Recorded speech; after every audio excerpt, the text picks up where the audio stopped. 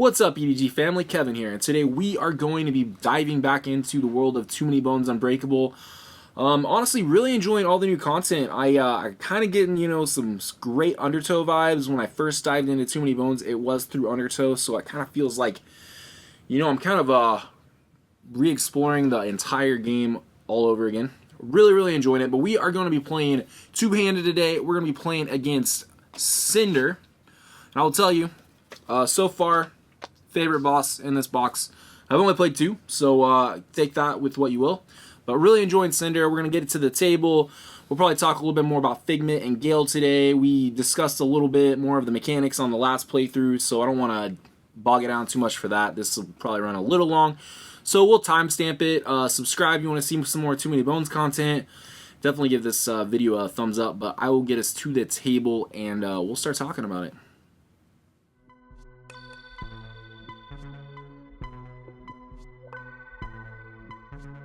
Alright, so we are set up for this adventure. I am, like I said, super excited to jump into Cinder. We can read a little bit of that flavor text, but we're going to talk a little bit about Figment and Gale today. I played Figment on the last playthrough. Haven't seen that one. Definitely check it out. I'll link it. But really enjoying Figment. I think he's probably now one of my favorite Gearlocks to play. I've played him quite a bit. I even jumped into some Undertow with Stanza, letting those two play together, and that'll probably be the next thing I do is dive into, we'll call it 40 Waves of Rage, because I think what I'll do is I'll grab some 40 Waves and one of the Rage remix bosses, and we'll do that on the next one, I think. So let me know in the comments if that's something you guys would like to see. But yeah, we're gonna do some Figment today. We'll try to talk a little bit more about just his backup plans, his dice as we're putting them on, focus a little bit better on that. But we're also gonna be playing Gale. And I haven't played Gale as much. She's relatively straightforward. Her innate abilities pretty easy to understand. She's got some skill dice that are basically locked out of her mat. We're gonna have to unlock by using her mechanic protocol backup plan. So we'll do that. And yeah. I'll do a little bit of the flavor text on Cinder before we get started too much. Cinder.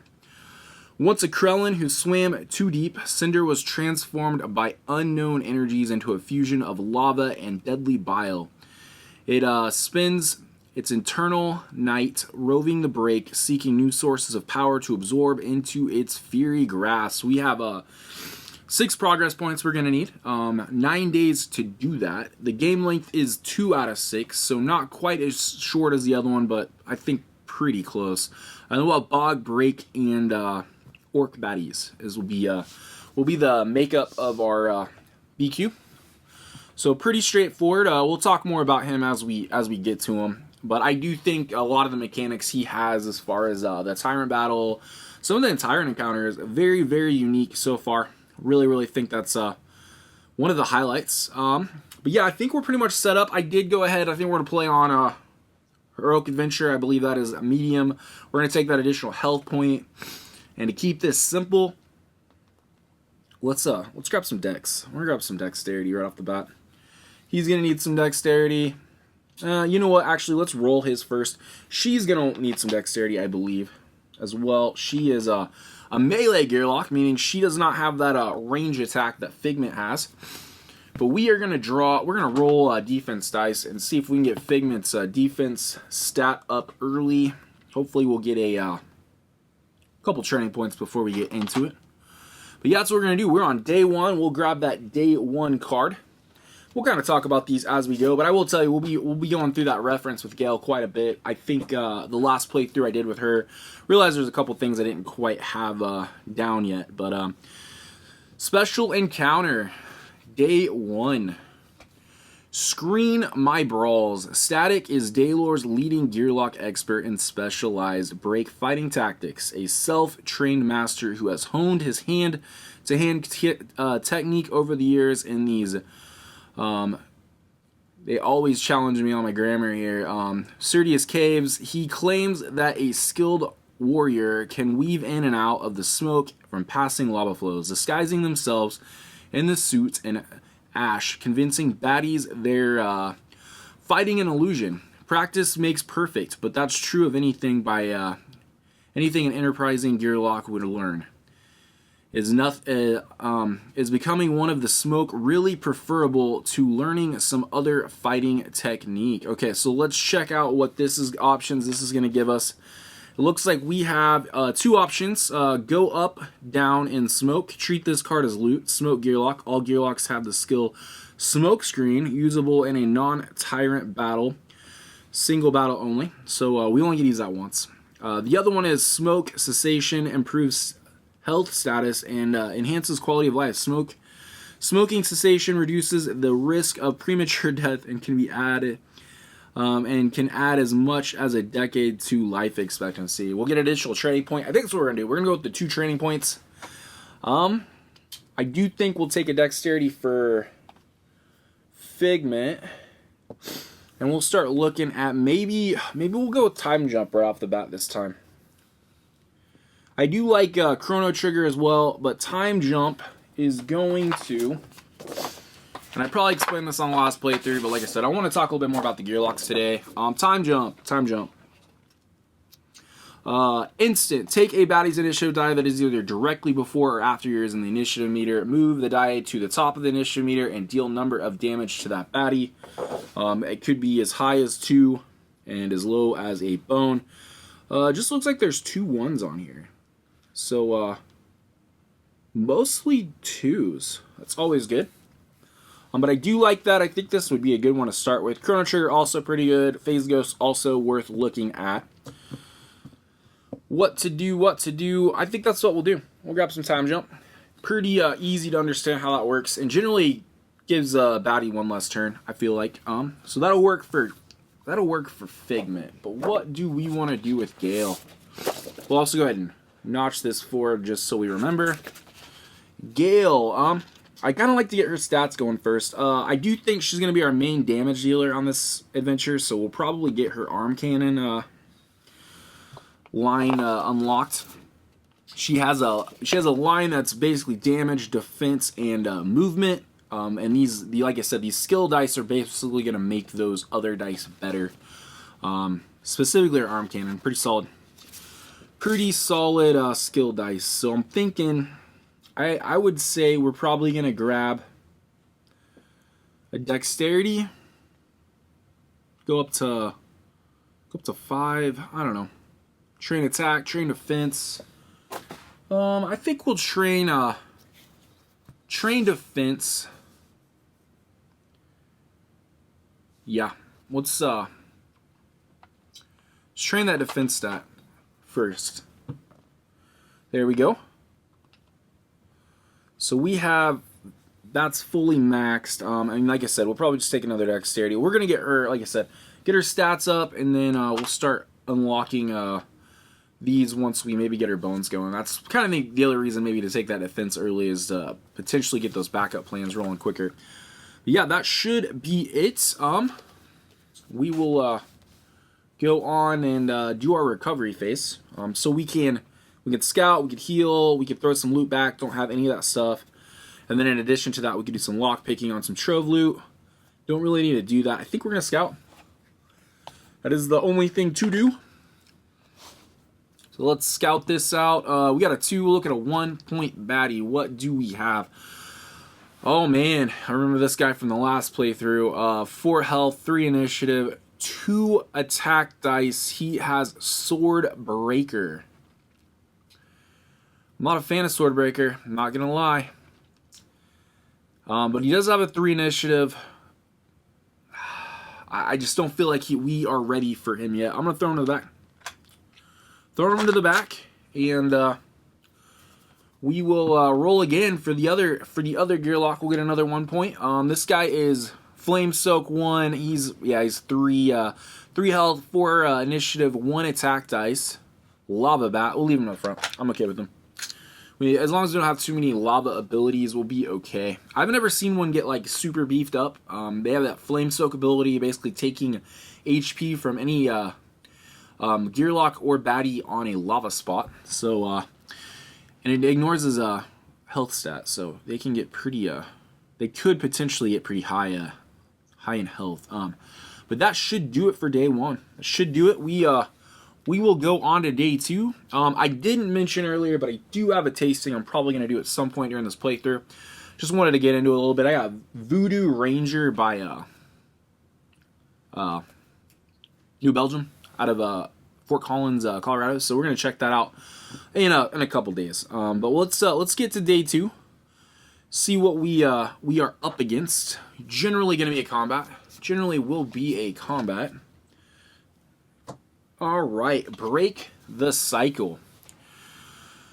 Back above the break, a group of brave Gearlocks once fought and defeated a mighty gorilla named Colossum. Oh yeah. Thanks to Nobulus's meddling, Colossum was equipped with a second brain kept in a casing on his back. He used this processor to interface with the minds of nearby apes with less mental computing power. The baddies below are moving in a similar manner to those altered chimps. Perhaps Gavinlock is tapping into some old Nobulus tech and trying to control their movements. Fortunately, what they gain in malleability, they lose in independent thought. If this attack is properly executed, this devious CEO may have a bit of crash on his hands. Okay. Let's see what we got going on here. We have 2 options. Both are combat. Only a few of them have not degraded. BQ baddie points. There could be a maximum of 3 baddies on the battle mat at a time. That could be useful. And then the other one is going to be their actions seem very general. BQ baddie points. Each baddie's first printed skill is suspended this battle. That would have been pretty good on Swordbreaker. And that's okay. That's Trove Loot. That's training points. I think we go for... Still think we go for some training points right off the bat. I do generally like to have quite a few going into our general encounters, which we'll be playing through the general encounters. Last time we were playing through the solo encounters because we were just playing as Figment. So we'll definitely see some different stuff. I think we go with the additional training point, and then we'll hopefully get some Trove Loot later down the line. I think that's a good play. Plus, I think we're talking 3 baddies on the battle mat at once, followed by we'll just have that one coming in off the BQ. So I'm down with that. I do think that's our play. We'll go ahead and make up our BQ. It'll be 4. So we are 2 on day 2. 4 BQ. And we'll see what we got. So we know what we got coming out here. Lava Bat with Flame Soak Talent, which will be in play. But I'm okay with that because we only have 3 of them at a time. Hopefully we can take 2 of them out, maybe. We'll see what happens. Put him right there. We got a Lava Flow. We have a Lava Flow, 3 health, 3 initiative, 1 attack, 1 defense. He will go over here, automatically turning this into a lava spot. And I will mention, this might not be a perfect playthrough. If you guys notice anything on this, definitely leave me a comment. Love this game. Lots of rules between Gearlocks and talents and stuff like that. Skills. I don't know why I say. I'm trying to remember what game. What game uses talents instead of skills? Unsure. 4 health, 3 initiative, Lava Flow. This guy doesn't have a defense dice. We'll put him in lane 3, and then that should be it for right now. Oh, 4.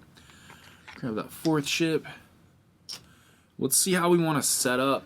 He will suck health off of that Lava Flows guy, so we need to remember that, and do remember to need to flip this. So that guy is potentially going to be something that survives for a bit, but they all only are rolling 1 attack dice, so that's not horrible. Let's see what we should do. Maybe not use her movement too much. Put her right there. Usually like to line him up behind. Did we not put the... no, we did not. Initiative die, and then we'll roll. Okay, so hers is going to work normal. His has a reroll, and then is able to manipulate his dice upper 1 initiative spot afterwards. So we do need to remember that. 4s across the board. We will put him below her. So we got that initiative die to manipulate with time jump. Very important. Got to remember that when you're playing with multiple Gearlocks of Figment. You definitely want to still kind of line him up where he can affect that initiative order a little bit. But I think we're good to go. Grab her. We'll see what we got. We have we can just roll 2 and 2. We don't even really need to move. 2 attack, 2 defense. Definitely get another attack die, and then we'll start working on her skill dice. Yeah, let's attack this lava flows right in front of her. Oh my gosh, she KO'd him right off the bat. So we will put 1 defense dice in her active slot. We'll put that bone on her backup plan, but that is that's a 2 and 2 hit. That is she is starting out strong. She will be a force to be right. If we can get some of this stuff upgraded, she I'm gonna tell you, she can be a damage dealer. I think so. All right, so he is up next. We'll go ahead and pull that yellow initiative die out. What do we want to do? Well, he doesn't have as much dexterity or dice to roll yet, so he will roll time jump. Probably on the flame soak. Try to get him off there. 1 attack, 1 defense, probably going to be good enough. I don't see him maybe getting hit this turn. So we'll do that.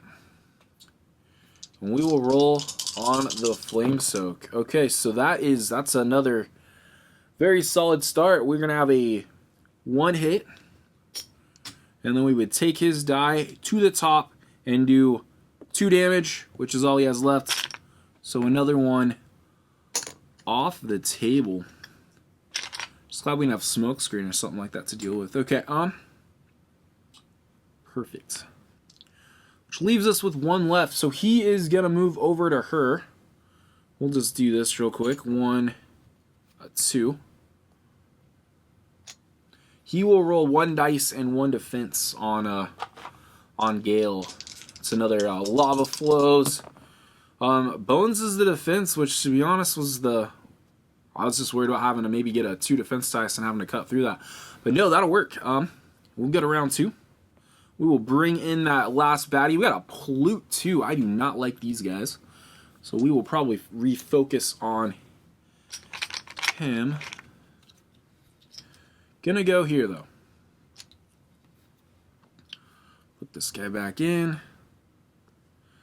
We should be good to go. I think I'm gonna move. Move for 1. And then we will roll 2 and 2. 2 attack, 2 defense. Maybe we can get some bones in there for that backup, that mechanical protocol. That would be ideal. Yep, a bone. Okay, so that's a 3 hit. So he is right off. Do not have to worry about that poison coming out.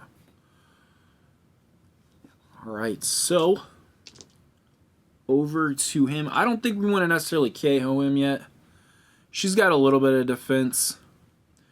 See if we can get some bones going. Roll 2 and 1. Oh, there we go.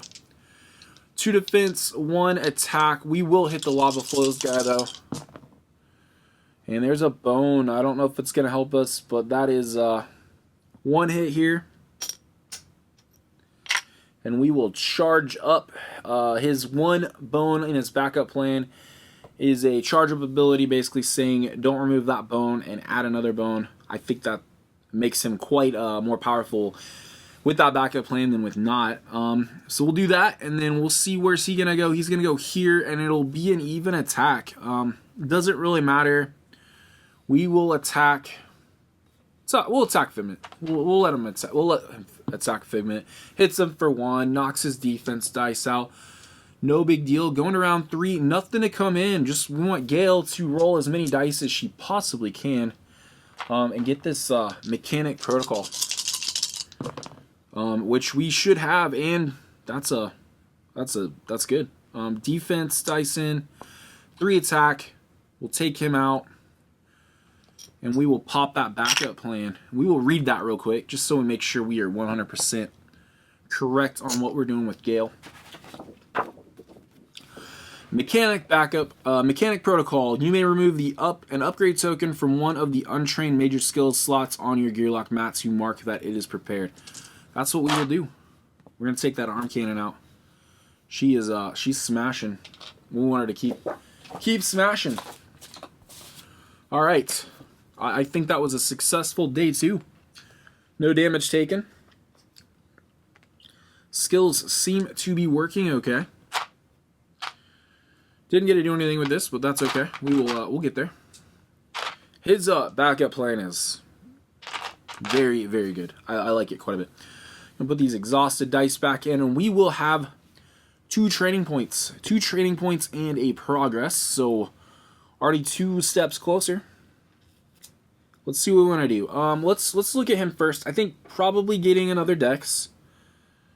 Yep, grabbing that 4th right there. And then probably training that attack stat is probably going to be important. We definitely want him to hit more. There we go. Hit more than, 1. I don't think I'll probably take more than that. I'd rather get his defense up. I definitely want to utilize his backup plan. We'll do that. That'll be a good start for him. 4 decks, 2 and 2, and with time jump, pretty solid. And for her, well, we could go ahead and start training these for the 2. I don't know if that's what I want to do though. Might train that attack. Like I said, maybe getting her stats set. Because really, that's about all I do on her stat is get 2 defense, 3 attack, and start maximizing this. So we'll go ahead and try to train the attack stat. You don't get the reroll on bones, so that's not going to work this turn.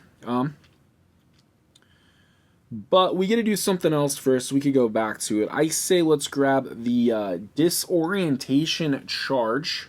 It's part of that attack protocol. And I like this one because not only does it do attack against HP, it also kind of puts an effect on defense die. So deal damage to any adjacent baddie, then place on baddie until the end of the baddie's next turn. Its defense stat is reduced by whatever the blue number is. Up to 2 on some of them. 2-2, 1-2, 2-1, 1-1. I think it's a pretty solid skill dice, to be honest. So that is good. And then, well, I think we'll try to train attack again. If it fails, we'll either grab arm cannon or we will grab another health maybe.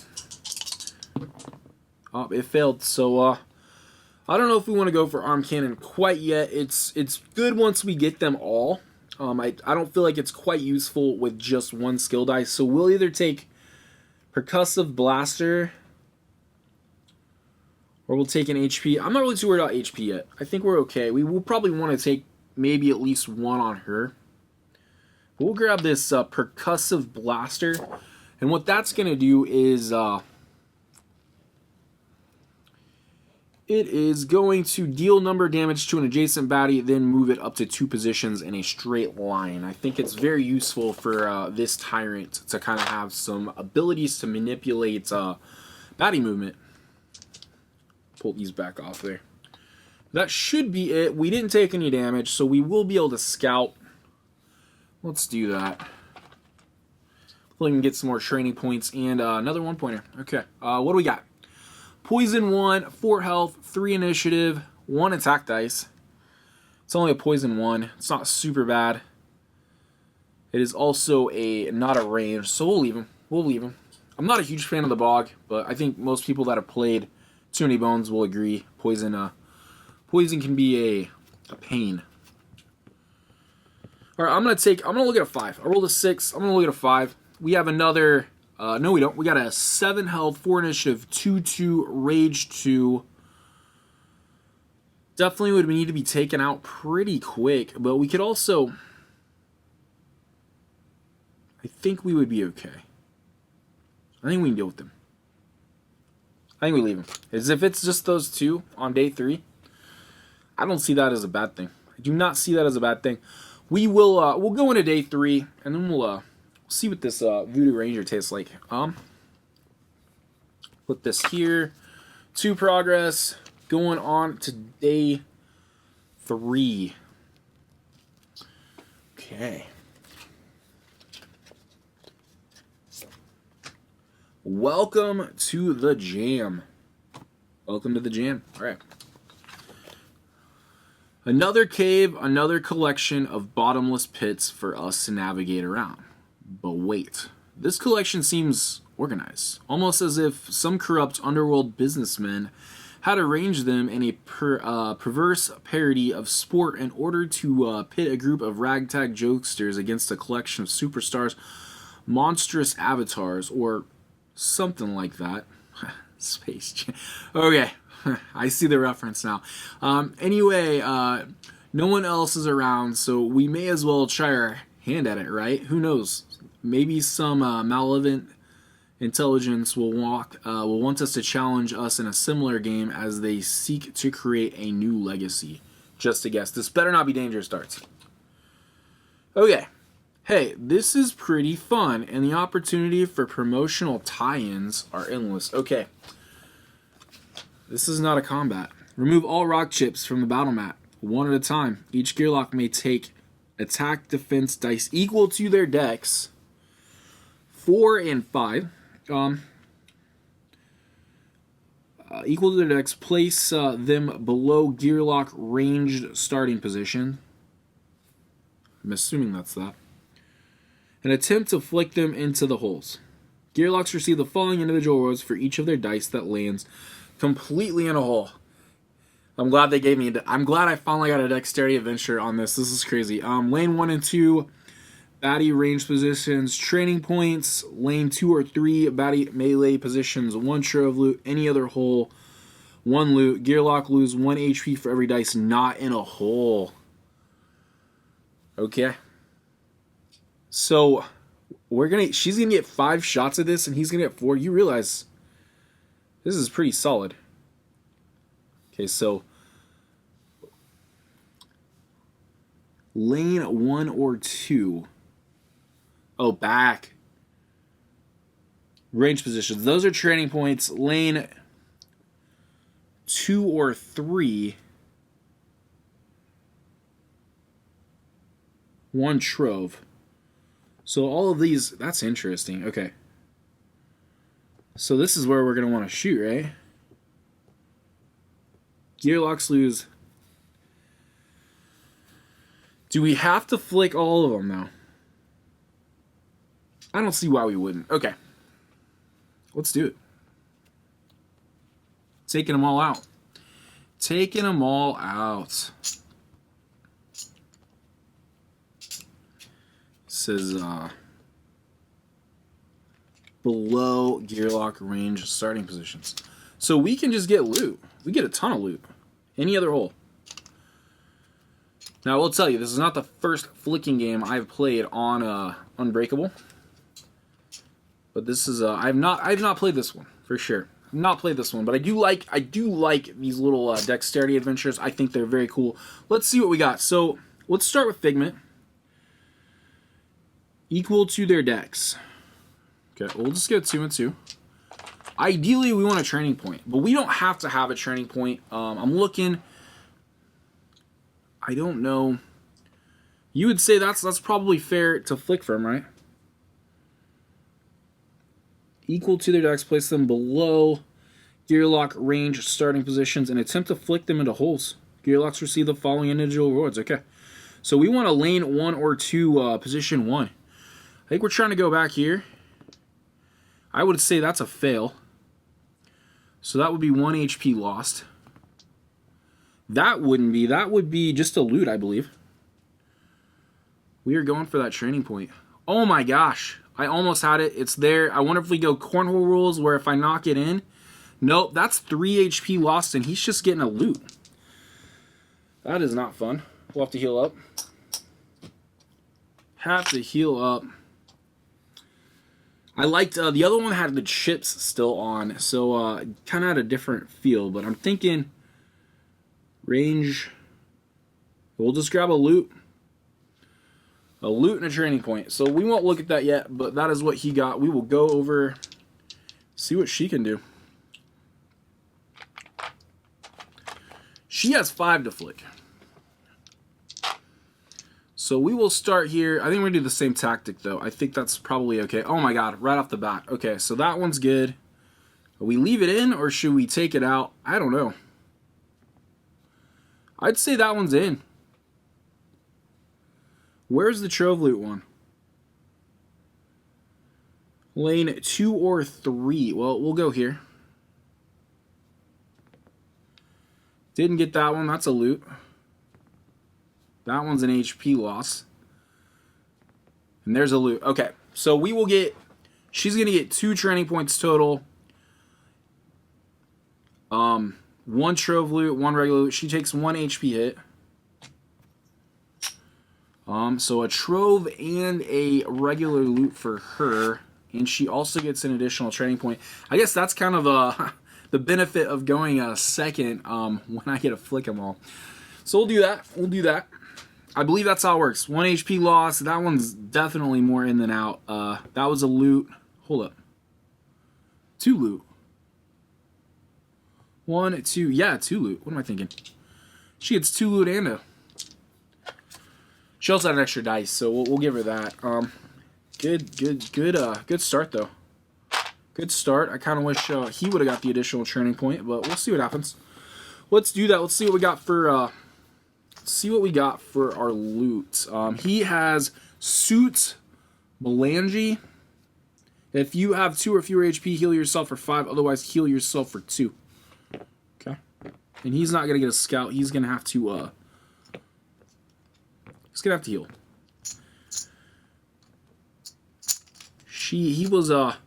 He's quite a bit older than Gale, if you can't tell. So, you know, maybe impacted a little bit on his ability to play this this game. But I will tell you, that's a fun encounter. All right, what do we want to do? I think I'm going to grab Chrono Trigger. I think I'm going to grab some Chrono Trigger. Get that skill dice in play. I was hoping, to be honest, we'd be taking those guys on, but we didn't. She's got 2 training points, but we need to see what all this loot she got. She might have some heavy stuff that we got to get rid of. Okay.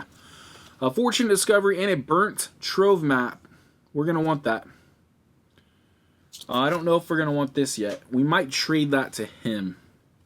But we'll take that, and then we'll have a chance to do some Trove loot.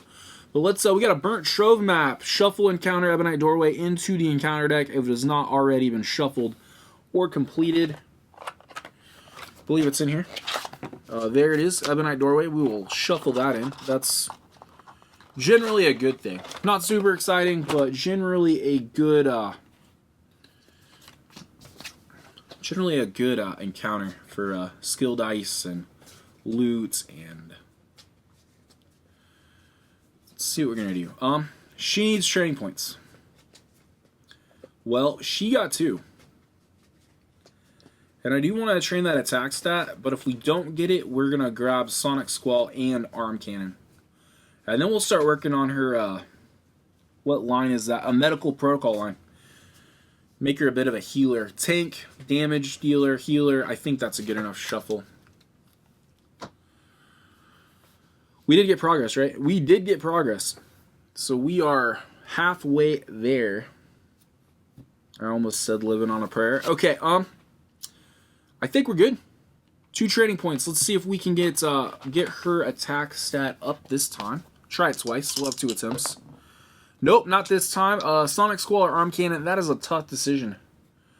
Here is the cool thing about Arm Cannon. So not only is it going to allow her to hit anybody on the battle mat, if we can get her innate +1, we can lock this. And it's just there. Always usable. We don't have to roll it every time. And it's very solid. I think we go with it. We will train again, some attack, see if we can get it this time. We do not. Alright, I guess we're grabbing Sonic Squall. We have her entire attack protocol unlocked very quickly. I think that's good. We need to throw this back. I do believe we are going to probably trade that Fortunate Discovery over. But we'll see. He's gonna heal. She is also gonna heal. We'll just heal them both. We have enough outs. He needs 3. She needs 1. I think that's good. Probably trade, like I said, trade this over, but we will get to do some lock picking. So we'll do that. Shouldn't be too hard. It's a 2-3-3 as far as the Trove loot goes. So we'll see if... It doesn't really matter, but we'll go first attempt. 2 lever, plus 1 save. Done. First lock is complete. So we can go for that 3 trip. 3 lever convert. I think that's a good play. Convert that over to 3 trip. Don't get to save it, but we only need 3 force, and we got another attempt, so. If you watch the last playthrough, you will laugh at this, because it took me a minute to get a couple of them. I think the only one I had open, it took like 3 or 4 days to get open, but this is open right off the bat. So let's see what we got. We have a gear lock positioning system. It's permanent. When adding yourself to the battle mat, you may start on any available battle mat position. That's very good for her. Very good for her. And I do believe we'll go ahead and use this Fortunate Discovery on him. The one I like the best is that Flash Rewind. And then to go for the Cobalt Claw. I feel like its consumables, super useful.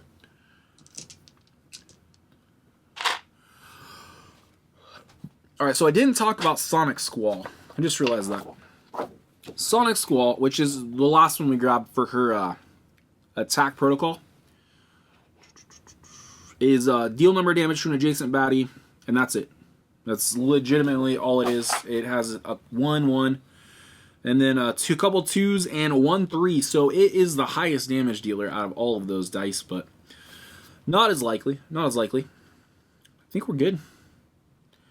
I think we are good to go on to day 4, and I am going to open that. I'm going to open that, at least let it sit for a minute, and I will show you what this is. This is a New Belgium VooDoo Ranger Juice Force IPA, Hazy Imperial IPA. I had the folks on Discord vote on this, and this is the one they picked. So, it should be pretty light. Like I said, a little juicy. I'm going to let that, I guess it's not too bad. Set that out to the side. I will tell you, 2-hand in this game does take up a little bit more table space. I generally don't like to have my drinks on my gaming table when I'm playing too much. So we'll set these guys back here. And I don't know if there's a whole lot of info on... Yeah, there's a little bit. We'll talk about that in a minute. Let's get on to day 4 now that that's poured. Sitting, waiting. And let's read what we have coming to us. Die Precious. I'll tell you right now, these adventure cards have been very punny as of yet. I didn't realize how punny these guys could get, but I like it. I like it a lot. So Die Precious, what a thing to bind us all together in the darkness. Well, sounds like we made a lot of noise. Our fellowship was minding its own business, shooting baskets, making up riddles when we stumbled into this ring. One of us picked it up to examine the runes on the side, but disappeared. Now we're being surrounded by baddies who have apparently been hunting for the thing we found accidentally. 2 towering ones at the front beckon for us to hand it over, but that seems like a bad idea.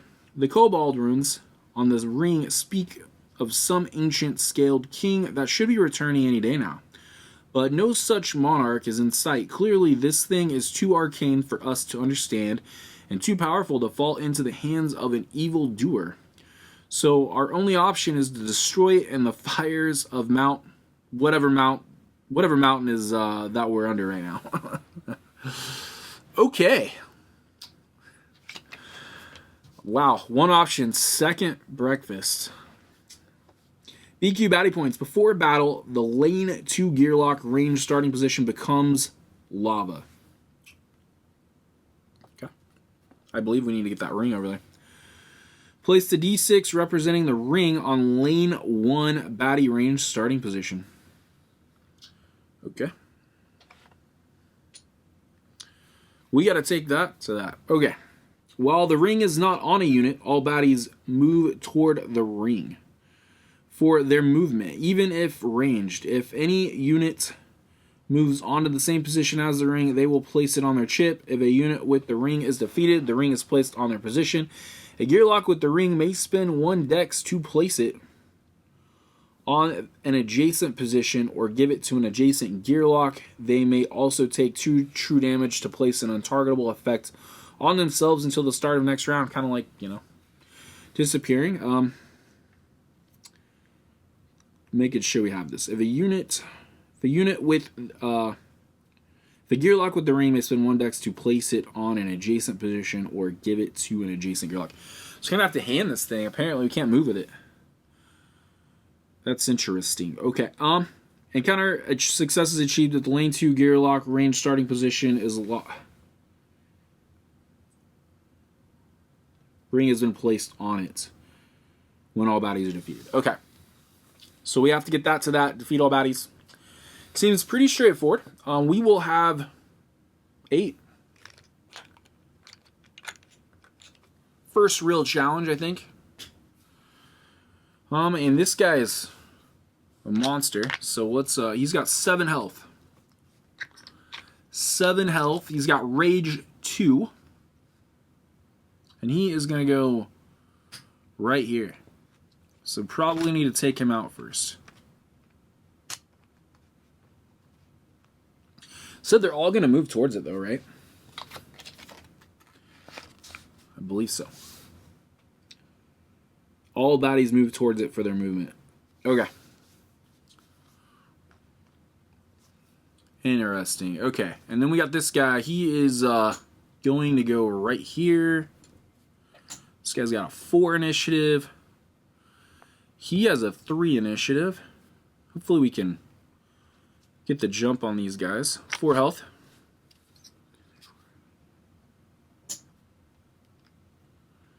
Everybody's moving towards the ring, so I think they think fatigue's gonna be a problem, and I do not believe fatigue will be a problem. All right, this guy's Swordbreaker, 3 health, 4 initiative, ranged. We're gonna take him out first for sure. I do not like this guy. I do not want to lose attack dice, even if it's just for 1 battle. Swordbreaker can be nasty, but he will move as well. Not before that guy though. And then last guy, Pollute 1, Decoy 1. I don't like you either.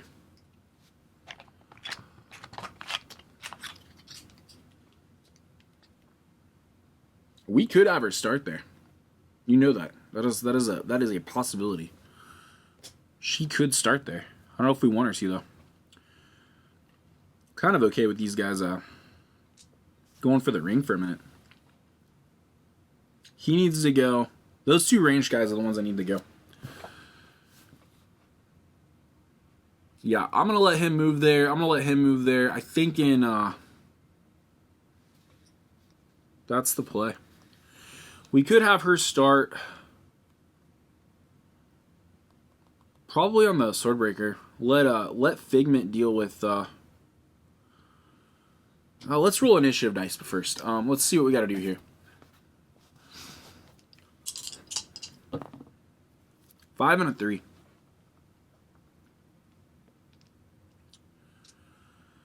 So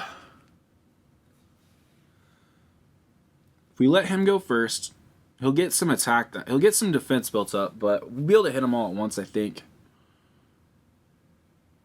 Or we skip him. Skip him.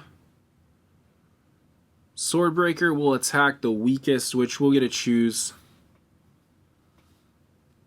I think that's the play. Put her up here, because she can with her gearlock positioning system. But she will get the poison, so that's another thing to think about. I don't know. I don't know what the good play is. We need to get Swordbreaker and raiding. That guy needs to go quickly.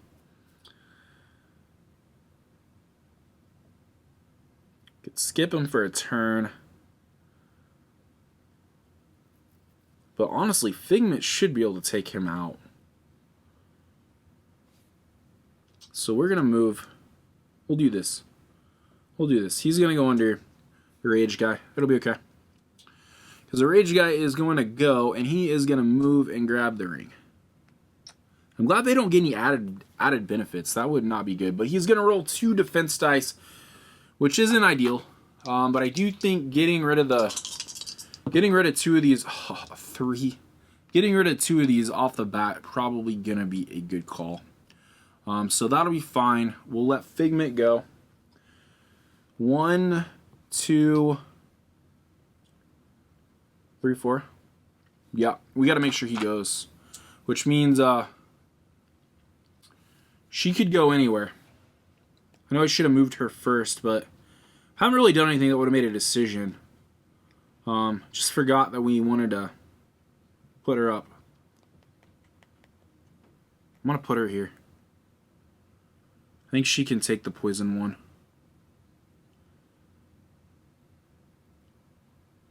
Yeah, we'll do that. It'll be fun. It'll be fun. 4 dice. We're going to roll Time Jump, Chrono Trigger, and 2 attack dice on the Sword Breaker rating. That is an overkill, for sure. But we wanted to make sure he went. So that'll happen. He is just done. We'll just pull him.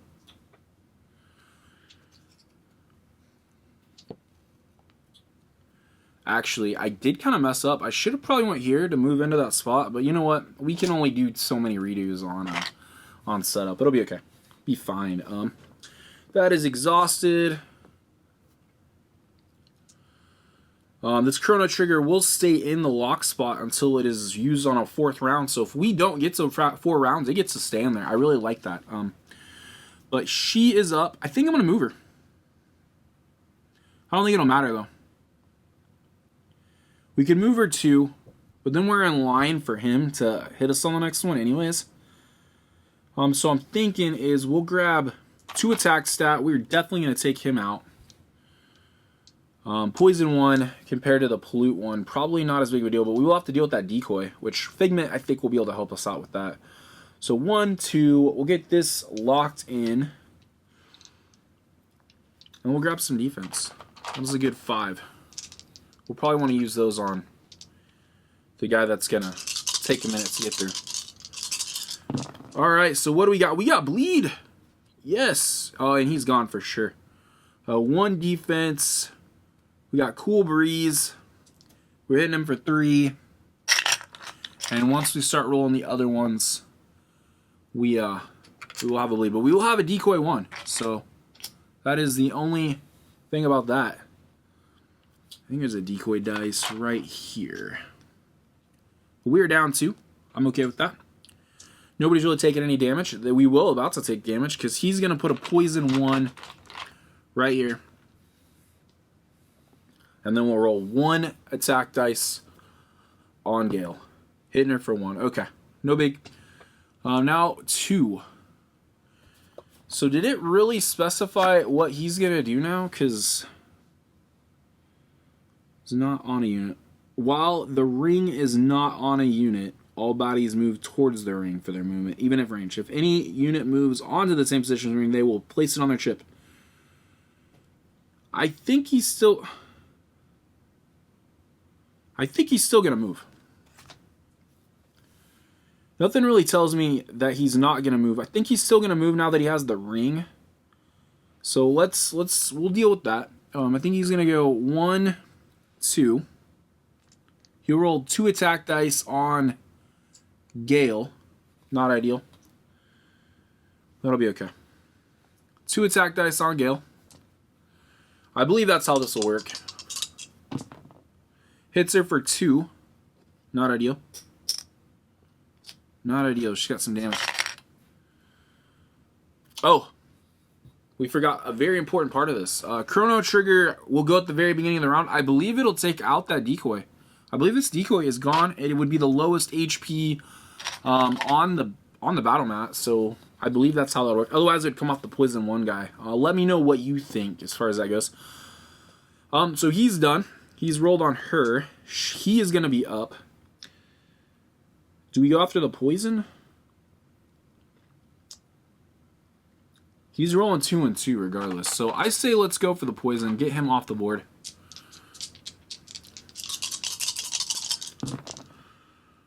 Didn't get him off the board, but did get 2 hits on him. So that'll work. He is done. We're going to charge up, though. Charge up. Now Gale's turn. She will take 1 poison hit. She is going to need to roll both those defense dice.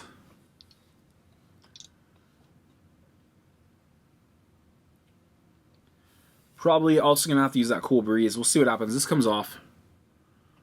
I guess let's make sure he goes out. If she plays this guy, that should be enough. But we have more... just looking. He goes 1, 2. I'm going to attack both of them. We don't want to do that. 1, 2, though. Would separate them. I'm just guessing. He goes here. That's 1 here. Going towards the weakest. It will be her. But worst case scenario, I'm thinking is she puts him right there.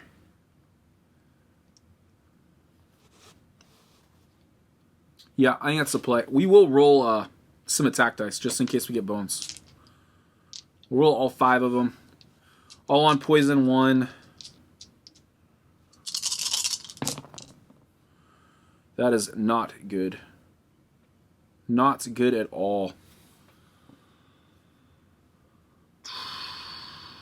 But he's gone.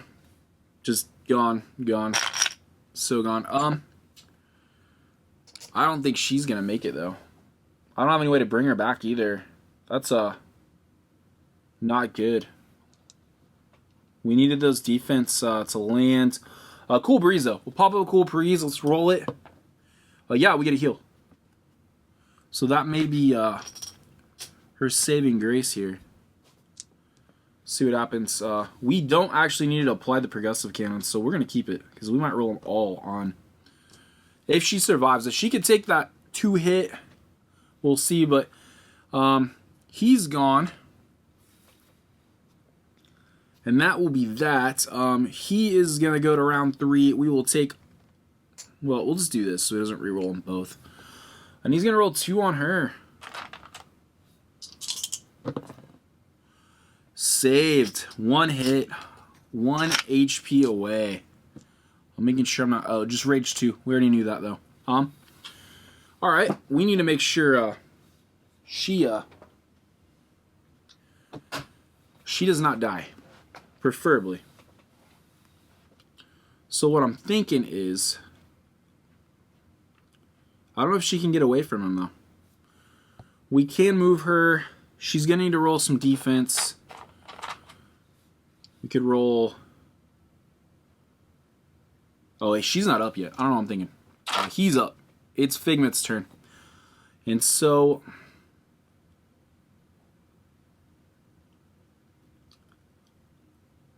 if we move Figment up 1, it'll make him a higher target. So we're going to do that for 1. We'll roll 1 defense, 2 attack. We'll try to knock off those defense die. Did not, only knocked 1 out, but we will get to do this. Hit him for 1. We'll take this guy and put him in our backup plan. We could take a Fortunate Discovery, but I think we're going to wait for Beacon Rewind. He is kind of beefy. And it'll be her turn, and we're going to go 1, 2 to get away. And then let's roll this one. We don't need defense, though. We don't need defense right now. Let's roll this guy. We'll roll 3. Rolling 3. Moved away for 2. Yeah. Let's hit him. Okay, so bone, but we got a 2, 3, and we got to put this on. So 1, 2, 3. I don't like the rage now. I just realized it's probably not a good thing. But that'll be fine. Figment's going to hit him for 2. He won't have much left. We'll put it that way. Won't have much left, but he also has a bleed. Bleed now. So we got to put that on him. So actually, he's going to take quite a bit of damage. Bleed die. I'm struggling. There it is. There it is. Okay. Okay, so we'll roll one less attack dice on, one less defense dice on this round. But what's going to happen first is this is going to go off. Chrono Trigger is going to be exhausted. It will do 2 damage to him. It will be his turn now. And he will bleed for 1. But he will roll 4 attack dice on Figment. And 1 defense. This could be bad. 4 attack dice, 1 defense. Not as bad as I thought. So that'll be 1, and then 2 here. And grabs 1 defense. Not, I could have been a lot worse. A 3 hit on a 4 dice is not bad. I will take that. I knew the risks. Okay, so Figment is up. We'll be able to pop that Be Kind and Rewind if we need to. So I'm thinking we just roll 2-2, see what happens. If we manage to do enough damage, we'll be okay. We also need to think about potentially being able to use his Time Blip ability to maybe not take fatigue damage. So we'll see what happens, but we're going to roll 2 each on him. It's going to give him 2 defense, which is good. And then we will have 2 attack, 1, 2. I don't know. She can go take him out, but she doesn't really need to. He will die at the beginning of the next round. Let's go ahead and pop this for a Fortunate Discovery. I just realized I need to get Flash Rewind rolled, so we'll probably worry about that too. But let's get Cobalt Claw in there. Could take him out. I think we'll be okay, though. She's up. I'm going to have her move for 1. We'll end at this. We don't need to, but we will. 1, 2... Or we get her innate, which I think maybe we go for the innate. She moved 1. We still have 2 dice to roll, so we can get her innate plus 1. I say we go for it. We got 2. We got 1 enough. 1's enough to take him out. So he is gone. He was kind of a nasty little orc, so I'm glad he is off the table. We will leave this right here. He drops it. And then out. Okay. It's not over because we gotta get the ring on. We gotta go on a Frodo run. All right, let's go to round 5. Figment's up. Let's move Figment over to this spot. And I said for 1 dex we can hand it. I believe that is what a dex, a Gearlock with the ring may spend 1 dex to place it on adjacent space or give it. Let's just go ahead and do this. 1. What does he really need to do other than maybe Time Blip? Because he's moved for 1.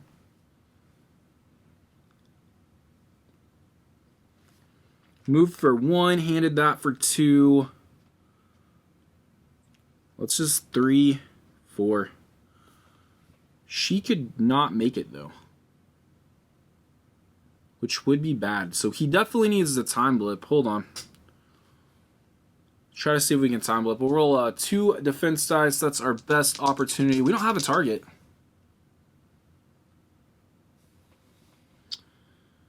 She can't move with it, but she can place it on adjacent space. So we'll just move him for 1 then. Roll some defense dice. Hopefully we can Time Blip. We can Time Blip. 2 bones. Any other time that would have been a horrible roll, but we're going to pop those. And we will get to decrease the round counter, which is extremely powerful on some of these encounters. So that's awesome.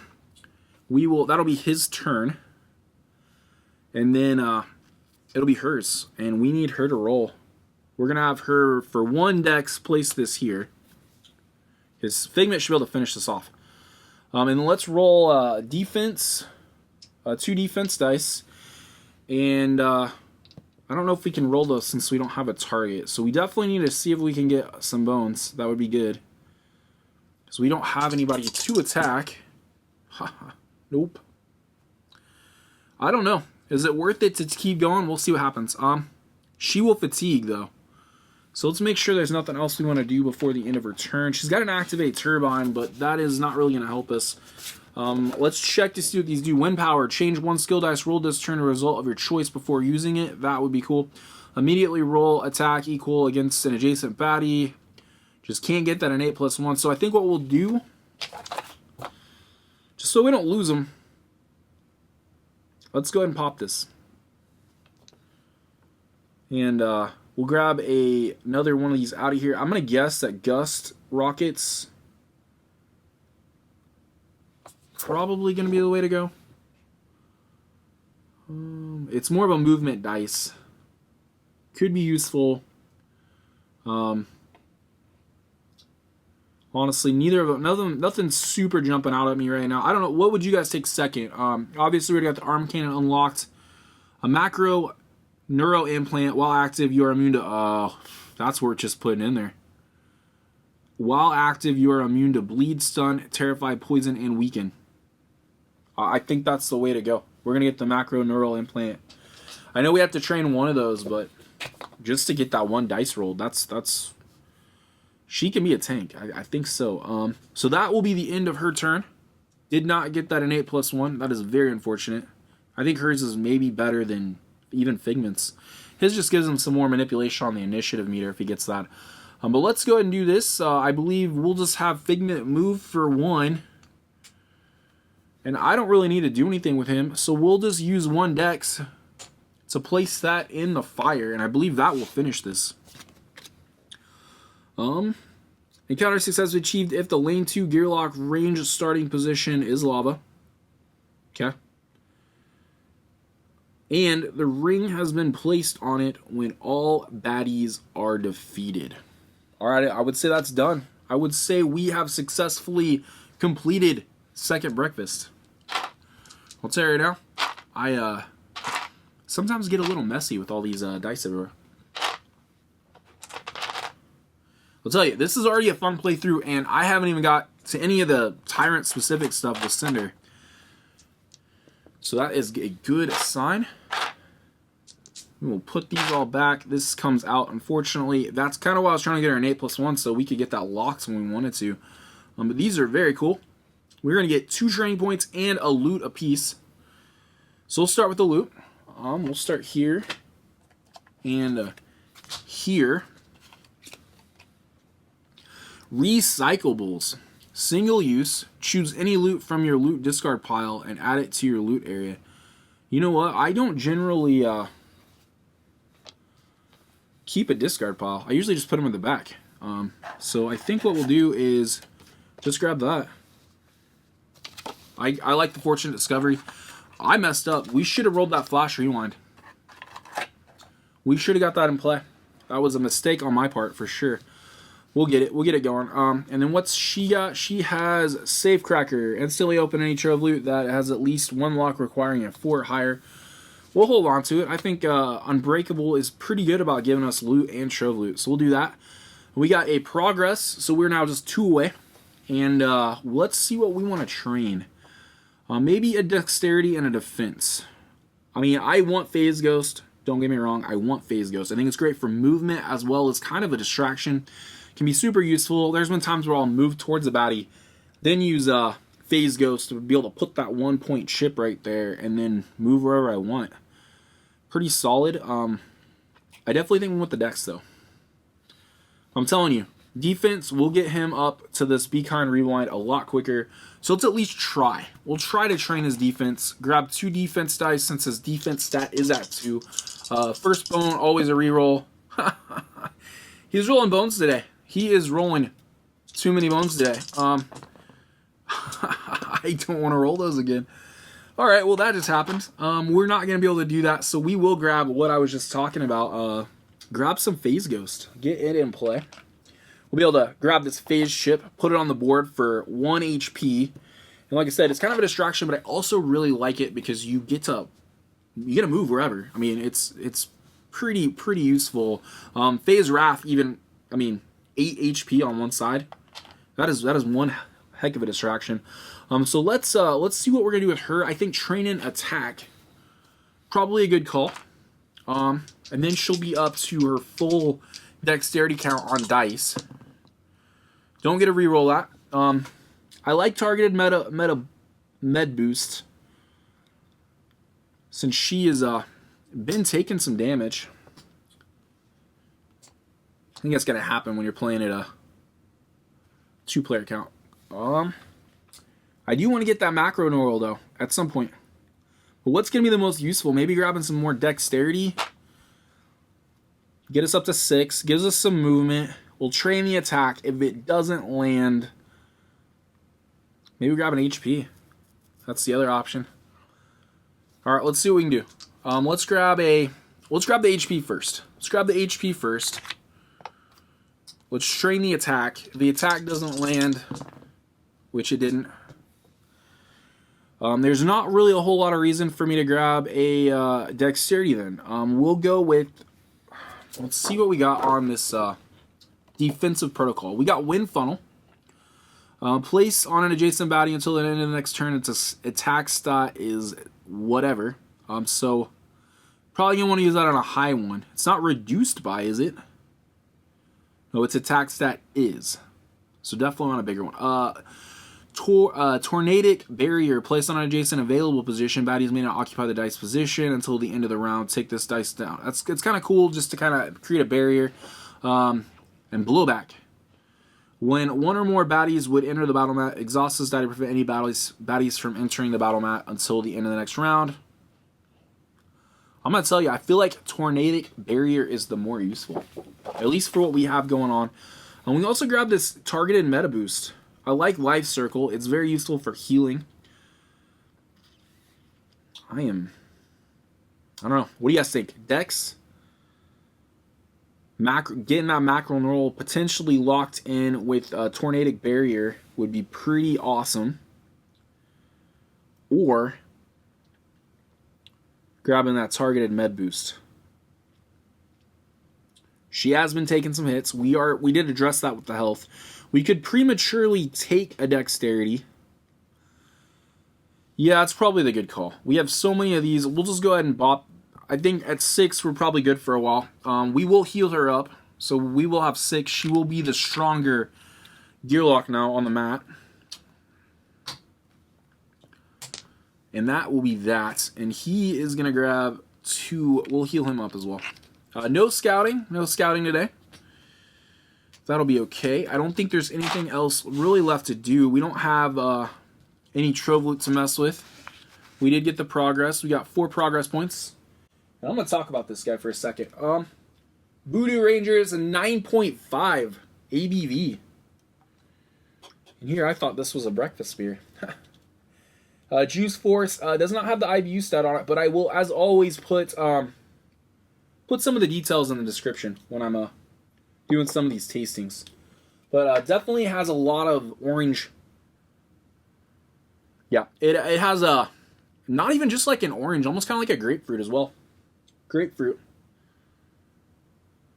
on the nose.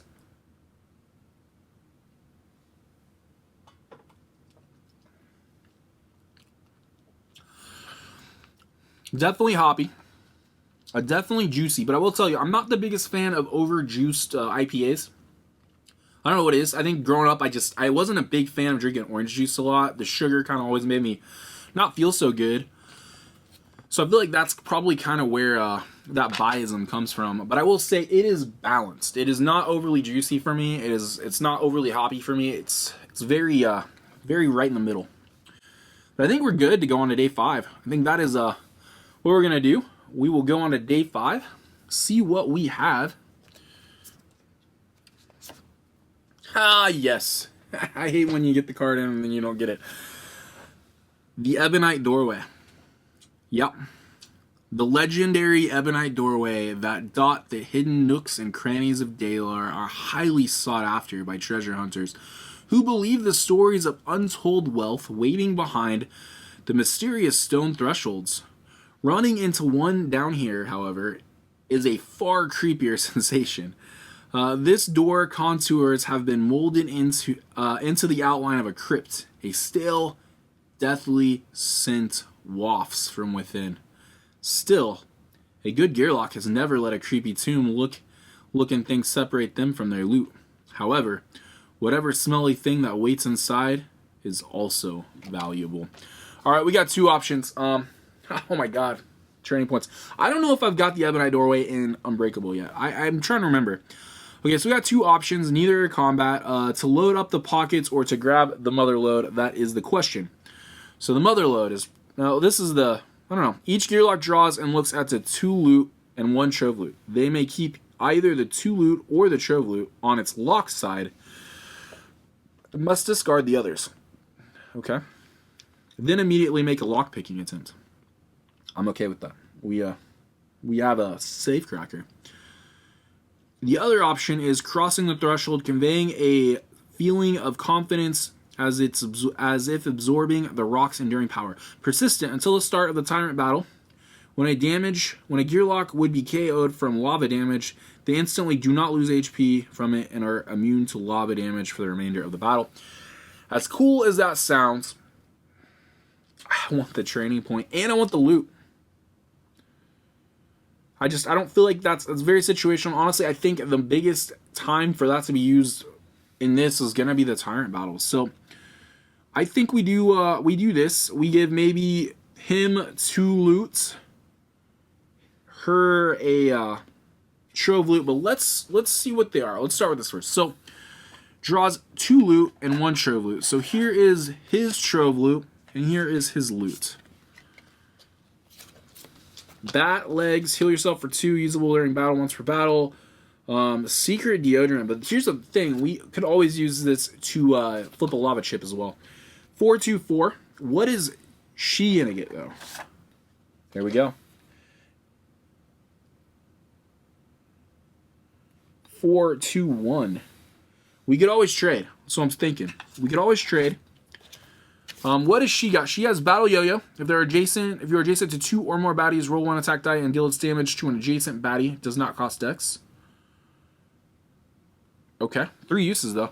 And Pro Cyan Powder. During the recovery phase, if you scout the area, also heal yourself to full HP. It's a single use.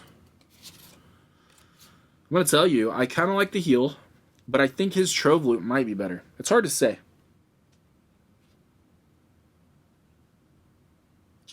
Yeah, that's what we're going to do. She's going to keep the trove loot. And apparently we need a loot discard pile. I never even thought about that. I always just, like I said, shuffle in the back. You're not going to see him again. We'll throw his trove loot back. I'm not even going to look at it. Go on to the top. She will keep her trove loot. He will keep those. It says immediately make a lockpicking attempt. So we could, I guess, go ahead and do that. And then if we don't get it open, we'll use the loot. Okay. We need a 4 lever. 4 lever. Let's move this up. 3 lever. 3 force. We get 1 turn. We could have converted that. But I'm telling you, why when we have loot? We have a loot to open it.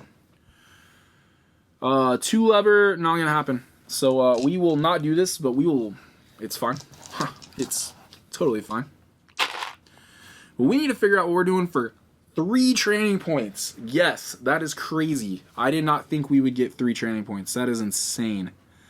And a progress. So Ebonite Doorway, I'm in. What should we do though? His is very tempting to do some crazy stuff. Let's go for that defense roll first, because we may need all 3 attempts at this. At the rate we're rolling defense die on bones, there's 1, but we got to re-roll it. There it is. Okay, so 1 of his is where we want it. We may take a dex. We may take Schism. I really like Borrowed Time if we get Schism as well. So those are 2 options. We haven't needed to use that yet. Dexterity would be good too, though. Dexterity would be good. Let's take a dex. And then let's take either Phase Wrath or Schism. Schism's going to basically let us do more damage when we roll this. And then Borrowed Time is going to let us actually get any of these dice back, depending on what we roll. But I really like it.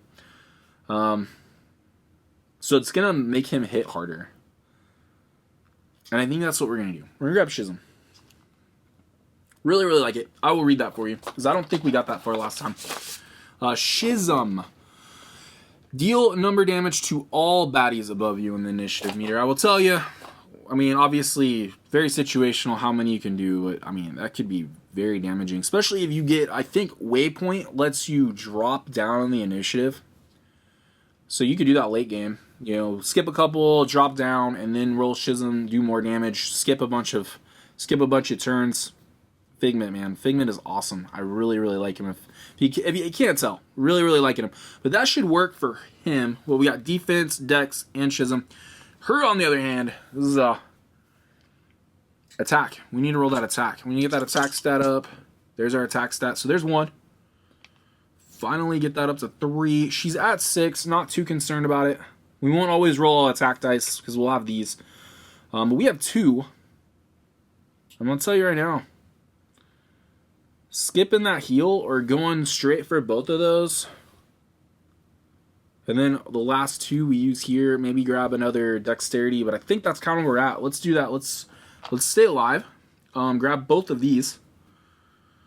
Targeted med boost. Targeted med boost. I was trying to think it was like something harder to pronounce than that. Okay, targeted med boost. Heal any party member for a number HP, and then the bigger one is life circle. At the end of your turn, heal yourself and all adjacent party members for a number of HP. Then reduce this die by 1. When the number would reach 0, exhaust. So very cool. I think it's one of the coolest continuous healing abilities outside of maybe patches in the game. Other than maybe Stanza, I'm a bit partial to her. But that will do it. I think we got everything. And we will use this safe cracker. I'm trying to think. We didn't need to heal, so we will get a scout. But let's use the safe cracker. Bust this bad boy open. We got a mechanical bat, backup plan extension. 1 bone. Deal 1 damage to any baddie on the battle mat. That's going to be very useful. I'm going to tell you right now. That's going to be pretty useful. Especially you need to finish off a couple. She basically already has vent canisters, which is the same thing. But I think that's true damage. True damage. But now we can just, you know, I think you'll see once we get to the Tyrant Battle how that will be super useful. But that should do it. We'll scout. I think we should still scout. Do we want to throw anything back? No. I don't think so. We got 2 heals for him. So I think HP, probably not going to want to train up as long as we have those loots. So let's scout. Let's scout, see what we got. Some very fun. It's a 3, so we'll look at a 1. 3 health, 4 initiative, 1 attack dice, flame soak 1. I'm good with it. Let's leave it. All right, Gale. Let's scout for you. Got a 5. Let's look at a 5. We have a 5 health, 5 initiative, 2 attack, 2 defense, smoke screen brimstone. Not really a problem unless you're chasing after him. Is a range. Does 2 hits 2 of them. I don't like him.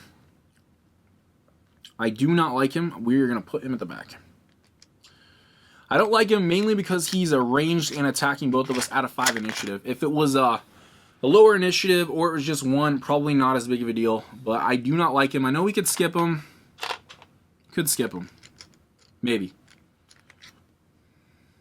He's only got 5 health. You know what? Let's risk it. Let's roll the dice. All right, let's get to day 6 and see what we have. Maybe a little bit more of a challenge. We've got a lot of really cool stuff.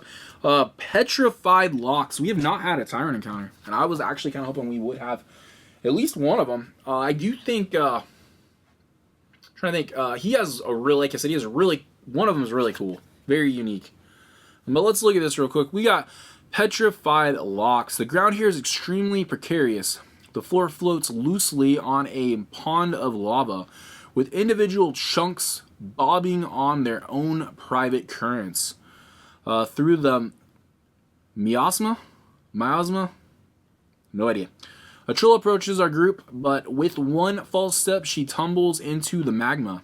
Her screams mingling with the hiss of the lava, turning her body into part of the rock she tried to balance on.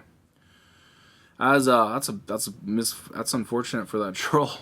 As other interlopers gingerly head in our direction, one of our party makes a suggestion. Today, let's make disintegration the better part of valor. Okay, let's see what we got. All right, so we got two options. Both of them are going to have battle mat effects. We have flipped them off, which is not what you think. We're in the darkness on this one. BQ baddie points. When gear, which would be what we're on day 6, so that will be 12. 2 5s, 2 1s. BQ baddie points. When gearlocks discard a loot to turn an adjacent lava position to rock. If a revealed baddie is occupying this position, is immediately defeated. When gearlocks discard a loot to turn an adjacent lava position to rock. If a revealed baddie is occupying this position, is immediately defeated. Okay, that's pretty cool. Especially it's a 5. I got something I'd get rid of. And then we have take a more mature approach, shaky ground, which means if you take damage, you're flipping the chip underneath you. Once on each of their turns, gearlocks may temporarily remove a stat die from their gearlock mat for the remainder of the battle in order to turn an adjacent lava position to rock. If a baddie is occupying this position, it is immediately defeated. You know what? I think I'm going to go with the first one. We have 2 revealed. So we'll have a 5 going upside down, not knowing what it is, and a 1 upside down, which will move towards us. I think we go with darkness. And we do have at least 1 loot, so we might be able to plan that very well to get rid of a 5. I don't think he's the 5 we're going to want to get rid of. I think we'll probably hit him pretty quick. But we do need to remember, she can start anywhere. So we're going to grab 2 5s, 2 1s. Darkness means we wouldn't reveal them. We put them on our range, but these are already scouted. So I believe these go as they would. He's still going to a range spot, so that doesn't really change that. 2, 3, 4, 5. Hopefully we can take care of this guy quickly. But he will go face down in this spot, and his initiative dice will be rolled. So let's grab that one right here. Put him at 5. We'll go ahead and roll this one just to... I liking that. 1. Good deal. All right, so he's going to come out. He is also arranged, so we don't have to worry about that either. He'll go at 4.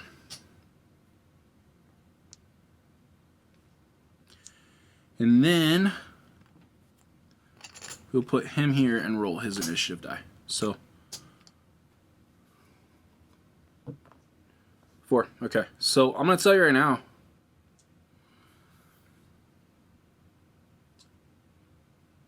the 5-pointer, here's what we will be doing. We will be placing, I believe, her over there, but let's roll our initiative dice first. 4. 4 is good. 4 is good. If we can get him to roll a 4 or a 5 or whatever, 5 is good. So we'll put him up here. Be able to attack, move him out of the way, let her hit him. That's a good play. 1, 2 might get over. 1, 2 not gonna get over. He's moving slow, anyways. And we'll put him over here. He's gonna go 1, 2. I don't want him to hit, but maybe we go here. If we go here, 1, 2. Has to be lavaed though, so you almost have to take damage. Have him move onto the lava. Trying to think about this puzzle.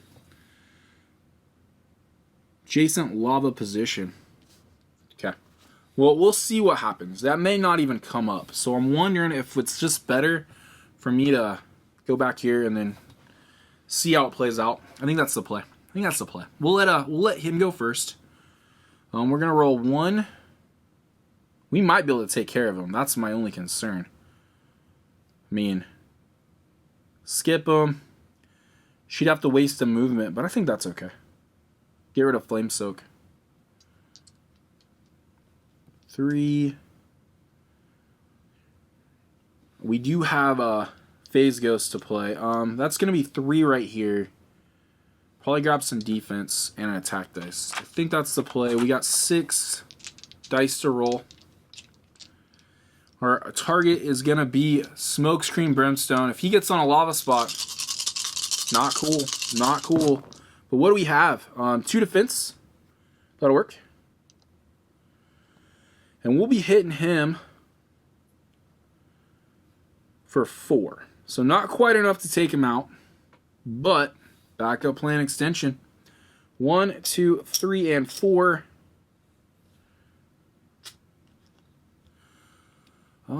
Something about Brimstone makes me think I have to be adjacent to attack him, though. Let's double check that real quick. Anytime an opposing unit moves to a position adjacent to this unit immediately gains 2 defense die, and if possible, moves 1 position away. Yes, it's kind of a pain to take out. But we'll do 3. Moving him up. We will skip his turn at least. And we'll see what we're doing. I think surely she rolls 1 bone. Surely she wears... I would say she does, but we'll see what happens. I want to get rid of Flame Soak's not that bad, though. We make sure he goes out. We set this up. Maybe get some defense going. That's 2.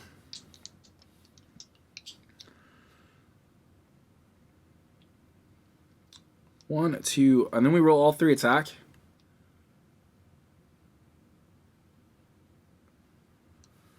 If we get a bone, we're good.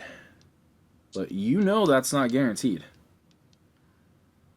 1, 2, 3. So we roll these.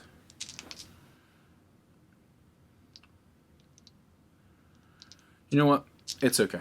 We'll do this. We'll do a, if anything, we'll do a backup extension plan on the Flame Soak guy. That's 6 die. I think that's the play. We got plenty of time to roll this. I don't know if we want to disable a 1. We put it up. We don't. We'll re-roll it. We're gonna get a ton of defense. Not a ton, but 3. And this guy is definitely gone. Out of play. Don't have to worry about that. That was worth taking him off for sure. Okay. No backup plan. See? That was what I was worried about. You didn't get a bone. Okay, so Flame Soak will go nothing to Flame Soak. No lava on the map. Rolls 1. Is attacking the weakest, which will be Figment. So there's a defense die. Out. This guy will go. He will go to her. 1, 2, flip. Brimstone. 3 health. 1 attack dice. No big deal. Rolls 1 dice on her. Pops that out. That's fine. And then he is going to go. We don't really know. We'll just move towards her. 1, 2. I think that's probably the best play. We'll do nothing. We don't know what he is. He is in the dark. And then we'll roll this over to round 2. And it'll be Figment's turn again. But we will do damage to the lowest gear lock on here. I'm trying to think.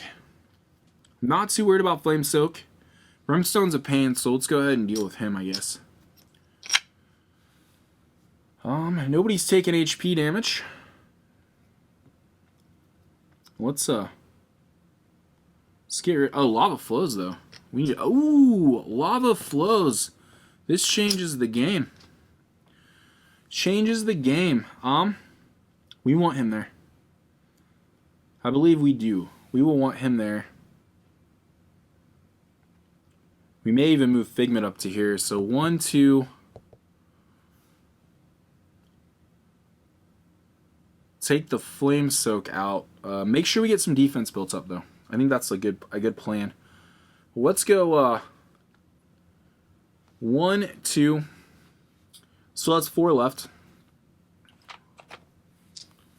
Roll all 3 of these? No. Let's not make that mistake. He will suck one out of him, though. And that's fine. I'm okay with that. I'm okay with that. Flame Soak will be okay. Nobody's going to take damage. He can roll 2 of these. Do we go Flash Rewind, or do we just try to get an extra damage on that guy? We have 4 to left. He needs to be there to flip that with the loot. Flash Rewind. Let's do that. And I guess 1 attack. We'll 1 attack on the Lava Flow. Solid. Solid. We will have a 2 rewind. We'll do 1 damage here.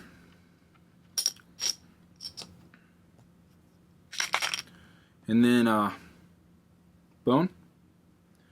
2. And we will charge up. Charge on up. I'm down. That'd have been better at the 3, but you know what? Getting a 2 in there is better than getting a 1 locked in there. So it'll be okay. Gale is up. What's Gale want to do? Probably hit him. If we can get a backup plan extension, that's probably the play. We can hit any... Yeah, let's do this.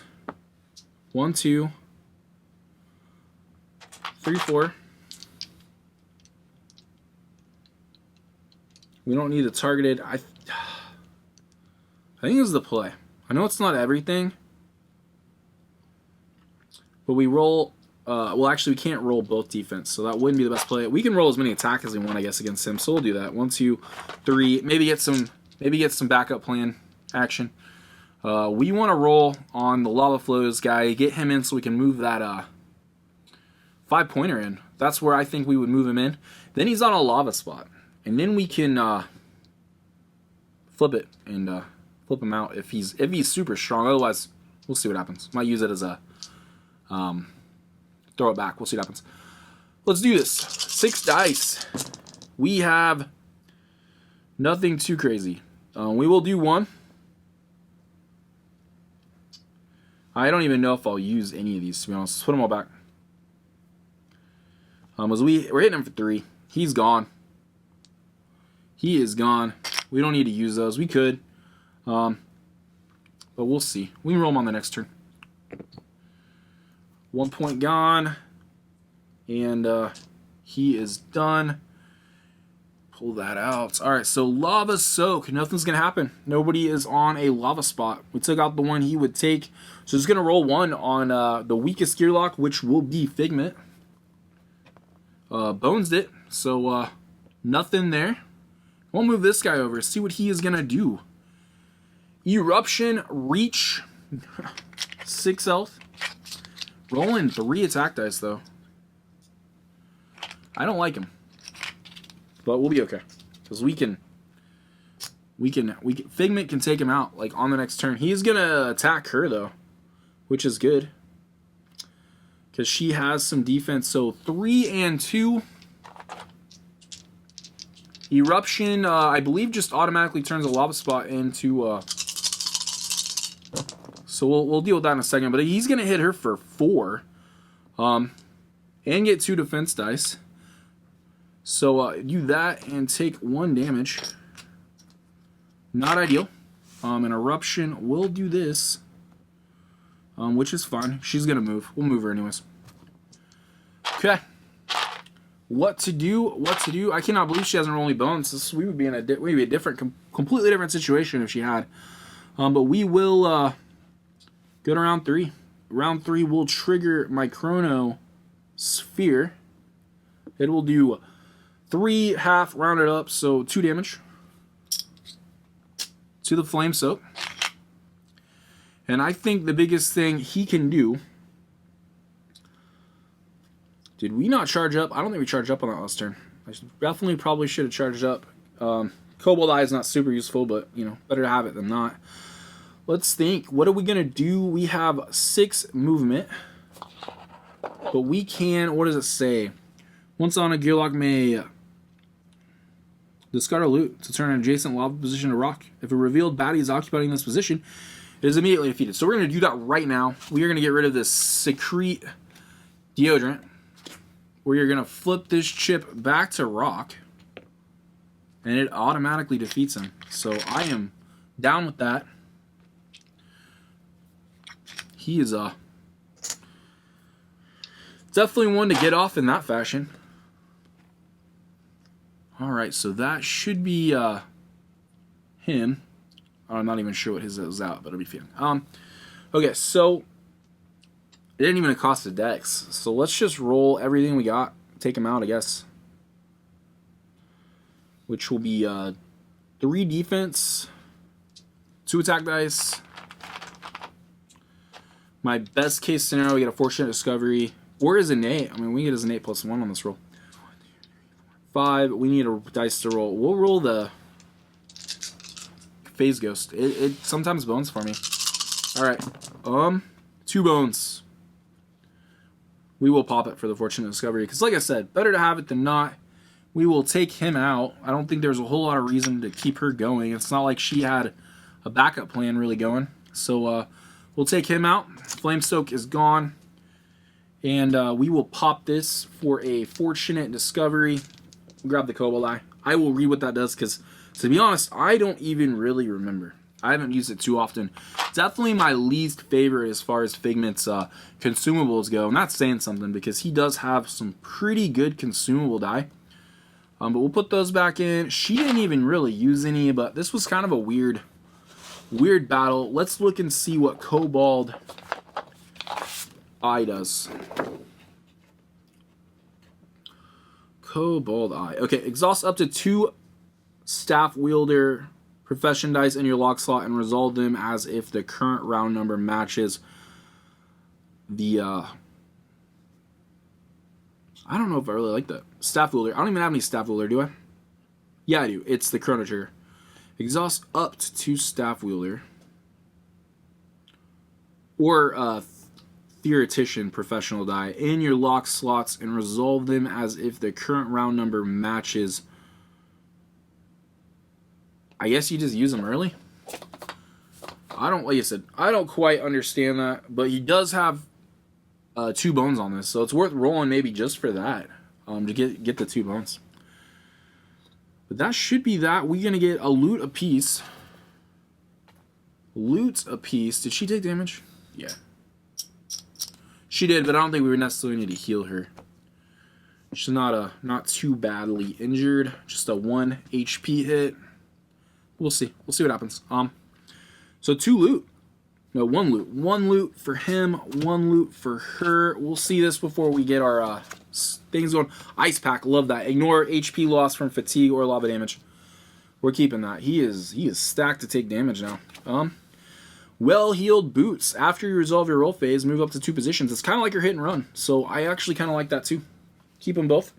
What do we want to do for training points though? He has 2. She has 2. What do we want to do? I think Borrowed Time. And maybe Phase Wrath. And then we're stacked. I just don't see us needing a whole lot more other than that. Borrowed Time is a good one. We will take Borrowed Time. It's like we can use this earlier and later. We definitely want to keep him behind her on initiative if we can. I will say that. Waypoint's definitely the next one, but you have to get Warp first, and I'm okay with not getting that. We could train attack dice, which wouldn't be a bad idea. We'd even them out for late game damage. Phase Wrath's super useful though. Like I said, just for movement. I mean, just that jump movement to be able to help manipulate the battlefield, which is he's gonna need to do. She's not super great at it. She's got a couple things that can help us. But I think let's grab Phase Wrath. Usually use that depending on the situation before. I thought I was gonna have to roll something. I don't need to roll anything right now. She's gonna get 2. She got 6 dex, 3 attack, 2 defense, 6 health. She's got 2. I say maybe we go for that Tornadic Barrier. Could be useful, could be fun. Never played with it before. But macro neural implant, man, just having that in there, not taking damage from, what did it say, fatigue as well? I'm pretty sure it said no fatigue damage. Not that we have to worry about fatigue too much. Double checking that. Bleed, stun, terrify, poison, and weaken. Okay, so not fatigue. Not fatigue. Generally have to train these first, but with hers being locked, I wonder if that's still the case. Probably, yeah, probably an FAQ. Probably FAQ coming. But yeah, I'm thinking maybe we take these two. Because we did get the progress we needed. We are here. We could fight. We could fight today. And I feel like we are quite ready to do that. I kind of wish we would have got a Tyrant encounter just so we can experience more of it, you know. Let's see, where are we at right now? Not too bad. You know what? We'll do one more day. We'll do the tornadic barrier and the macro neural. I don't really know what necessarily the extra symbols mean, though. We didn't read that far down. I was kind of sold on it once I realized we were immune to effects. I was like, okay. You may place a defense number die in your active slot. Each time you use a... Okay. Yeah. Each time you use a side with an M, you may place a defense die number in your active slot. So she has a couple of them. That's 1, that's 2. Pretty useful. I mean, once I use that, it's got an M. I don't know. Oh, if it's got an M. Okay. I think they all do, other than just her regular one. This doesn't miss. Like, we could just roll it, keep it, not ever use the other one. But I think that's a good play. Do we heal her up? We're going on one more day. We're going to do one more day. We're going on to day 7. And then we'll have 8 and 9 to defeat her, to defeat Cinder if we need to. I don't think we will. I think we got this. I think we're in really good shape. Especially with everything we got. We can roll that Cobalt Claw and get it right back with that Fortunate Discovery. So I really like that. But yeah, I'd say we'll heal her up. Keep her up at 6. Maybe think about upping their HP a little bit. We'll see what happens. And we will, I think, scout on Figment. Let Figment scout. 5. Let's look at a 5-pointer. A 5 health, 5 initiative, 3 attack, 1 defense, sword breaker, ranged, attacking 2 of the weakest. Yeah, I don't think so, buddy. If you were by yourself, I think we're okay. But we have 2 5s coming out, and I don't really want to lose in a defense attack die. I mean, he's got 1, she's got 3. I know she's got other ways, he's got other ways, but he is definitely less attack dice dependent than she is, but he has a better chance of going first. So, all right, let's do this. Let's go on to day 7. We're planning on hitting him on day 8, so we'll just go with that in mind. We'll see what the encounter is. Still not in a. I don't. Must be the last 2 cards in there. I know we added one, so that didn't help either. All right, construction season. What a curious construction we've happened upon. One of the walls of this catacomb features the words "Roll Underground Bypass." Underground bypass. It is misspelled on purpose, I'm assuming. Painted on it, large crude skull. Venturing into the next cavern, our breath is taken away by the marvel of subterranean engineering on the display before our eyes. The cave is massive, bigger than any other we visited. In our journeys below, its path is artificially long and straight, clearly the result of years of careful tunneling. And the ground is flat, even smooth, suggesting that this bypass is used for easy transit. The only blemish on this sublime piece of infrastructure is a series of potholes, pock-marking its surface. Mother Nature takes her due everywhere, it seems. Okay, so a few assortment baddies are traveling the highway low-way right now. Maybe we can use them to make up the lack of road repair. Interesting. All right, so Roll really needs to consider how she's spending taxpayer dollars. BQ baddie points. Add 1 point baddie equal to party size. So we are on day 7. It'll be 2 5s, 4 1s, and we'll add 2 more 1s. Before battle, the party chooses number of rock chips equal to party size -1. So just 1? Before battle, oh yeah, I guess it is a general. I was like, how would that work solo? It wouldn't. We don't use this solo. -1 removed from the battle mat. All positions must remain connected. So we can get rid of, you know, it says before battle. So we can choose this once we get set up. These positions are holes and cannot be occupied. If a gear lock deals damage to a baddie while the baddie is adjacent to the hole, they may push the baddie into that hole.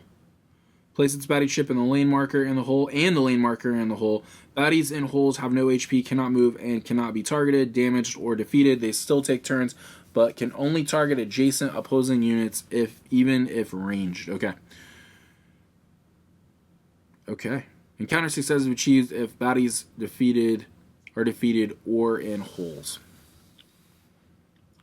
Okay, so we'll get this set up. We'll grab 2 5s, 4 1s.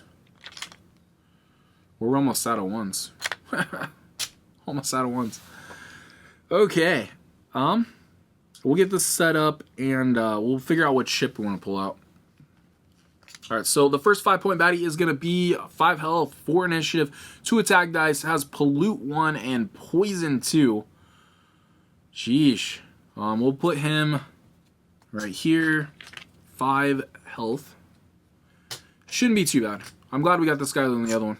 I don't like pollute, but we'll see what happens. The next one is going to be the other 5-pointer. 5 health, 5 initiative, eruption, and mischief 1. Okay. Break. Baddies have mischief. That is, I did not know that. Ranged, attacking 1. He may be priority. I don't know. She might be able to take him out. Figment might be able to take him out. He's at 5 though. So that is the other thing. He's going at 4. He's at 5, which is probably the good thing. Yep. What do we got coming out on a 1? Going into lane 3. Range, eruption. That's fine. He only got 2 health. He goes pretty slow. And then this guy. So 4 health. 4 health, 3 initiative, rage 1, has raiding, which means it will not really matter because there are no other orc type out. No attack dice. So he is probably our candidate to get knocked into a hole. I would say this is a good place. Let's pull this guy. Place this guy here. He'll move there. I think we got a good plan here. We got a good plan here. We'll put her here. Gonna have to deal with them eventually. And we'll put him. It doesn't really matter where he goes. I don't think. Put him here. We could put her anywhere though. Yeah, we could. We could put her all the way back here. Wouldn't even matter. So we could hit. I guess let's see what our initiative are before we get too set on where we want to go. Hers is a 4. It's not bad. It's not bad. It's definitely one above him.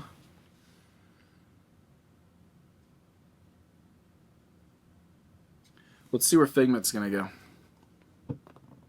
A 5. Perfect.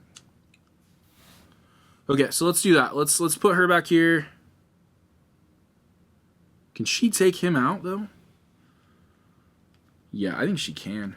She's rolling 6. We got some really good dice to hit with. He'll stay there. We're not going to attack him. Eruption, not a big deal. Pollute is the worst. So let's put him over here. Kind of stay away from that guy.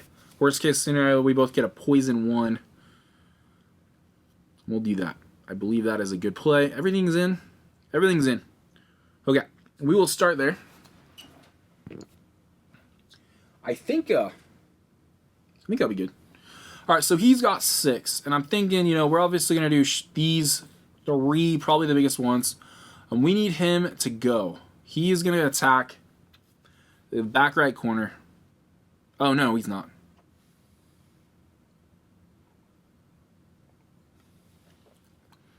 Should he, though?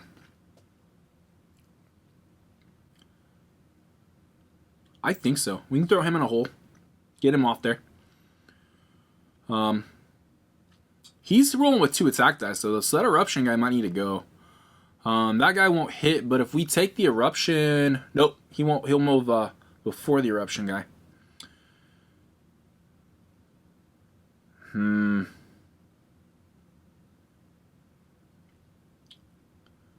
Obviously, I want the 2 5-pointers out. Obviously, I want the eruption mischief one is priority. We can skip his turn. I think that's a good play. Poison 2, though, man. That's a...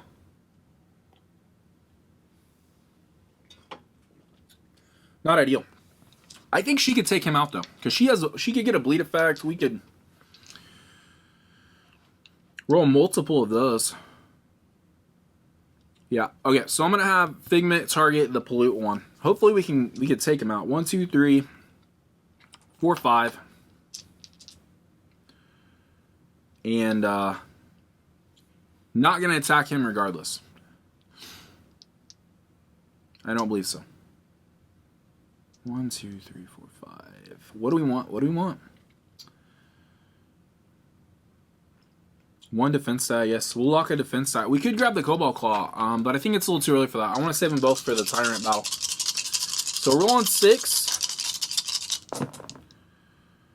I guess that's okay.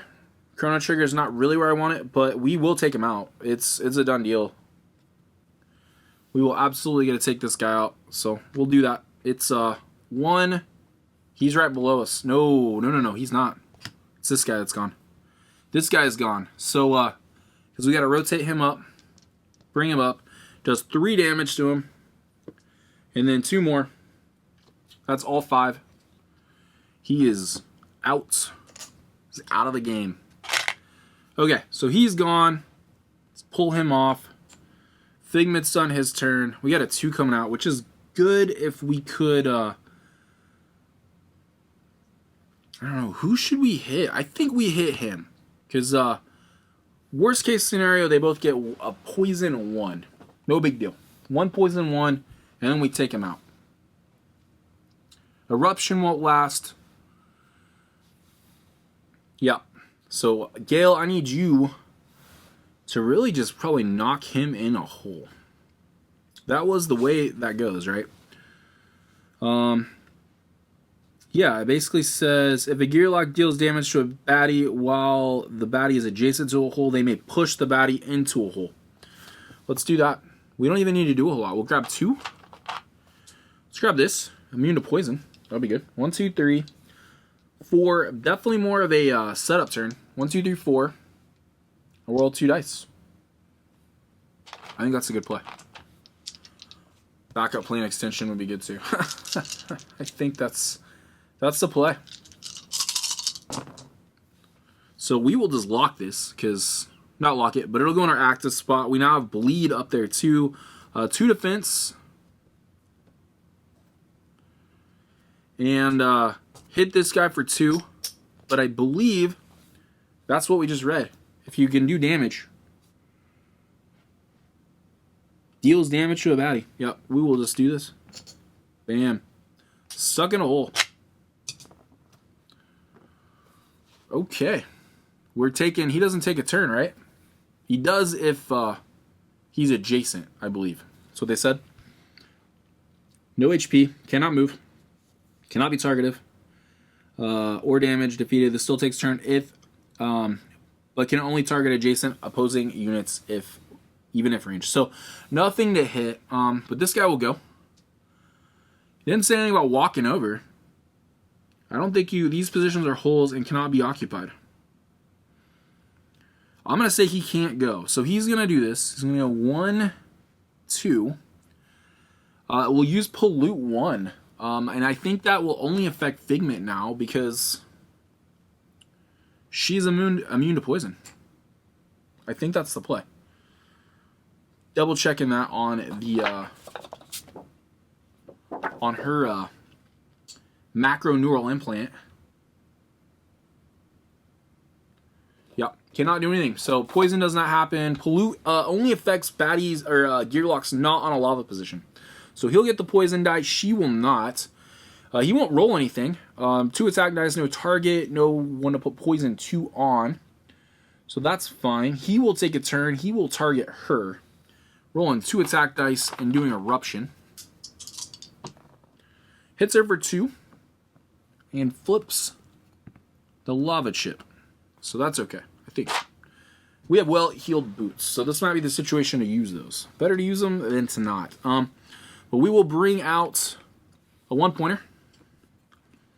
It's got smoke screen, 3 health. It is a blind bat. Molten bat too, though. And that blind bat will go right there. Bottom of the queue. Round 2. Chrono trigger goes off. We'll do 1 damage to Eruption guy. She had a bone. She had a bone, he's gone. So let's think about that when we're rolling. But Figment's up. He will take 1 damage from the poison. Poison will come off. Probably will go back on, but we'll see what happens. This is a situation where I wish we could manipulate the initiative order a little bit more. But that's okay. I think what we'll do... We're going to want to move, right? Nope, he's not on lava. Definitely going to roll some attack dice. I say we take out the Eruption guy. Let her maybe focus on the poison dude. Or do we all just hit the poison dude?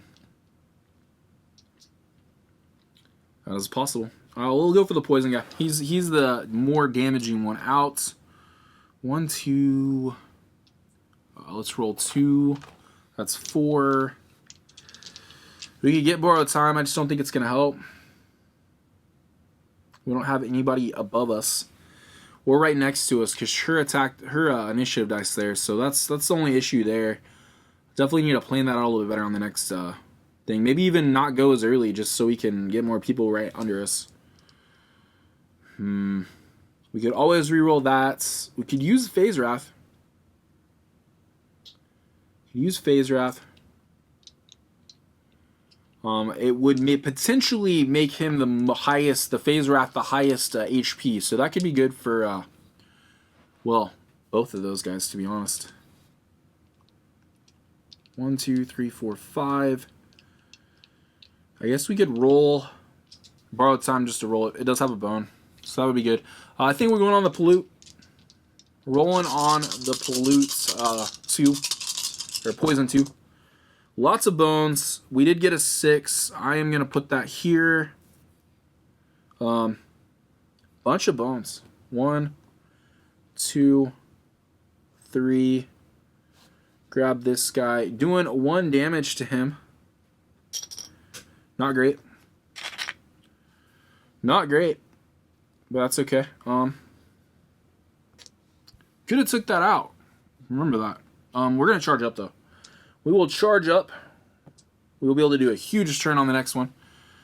His turn's over. Oh, no, it's not. We got to move him. I'm going to move him behind. Try to think. 1, 2. Yeah. 1, 6 here. Phase chip in with 6 health. Only way it could have been better was an 8. That's okay. Where do we want to move him? Back here, maybe? Yeah, let's move him back here. Get him adjacent. Yeah. Okay, that'll be his turn. She's up. Gale is up. What do we want to do with her? We want to attack for sure. Maybe put a barrier up. Let's grab... That would be crazy. Yeah. Let's do that. Let's put a barrier up. Put that barrier right there. 1. Can do anything we want. Get some bleed on him. Maybe play both of these. Let's play both of these. Why not? 1, 2, 3, 4, 5. We have anything with a bone. This one's got a bone. We'll save it though.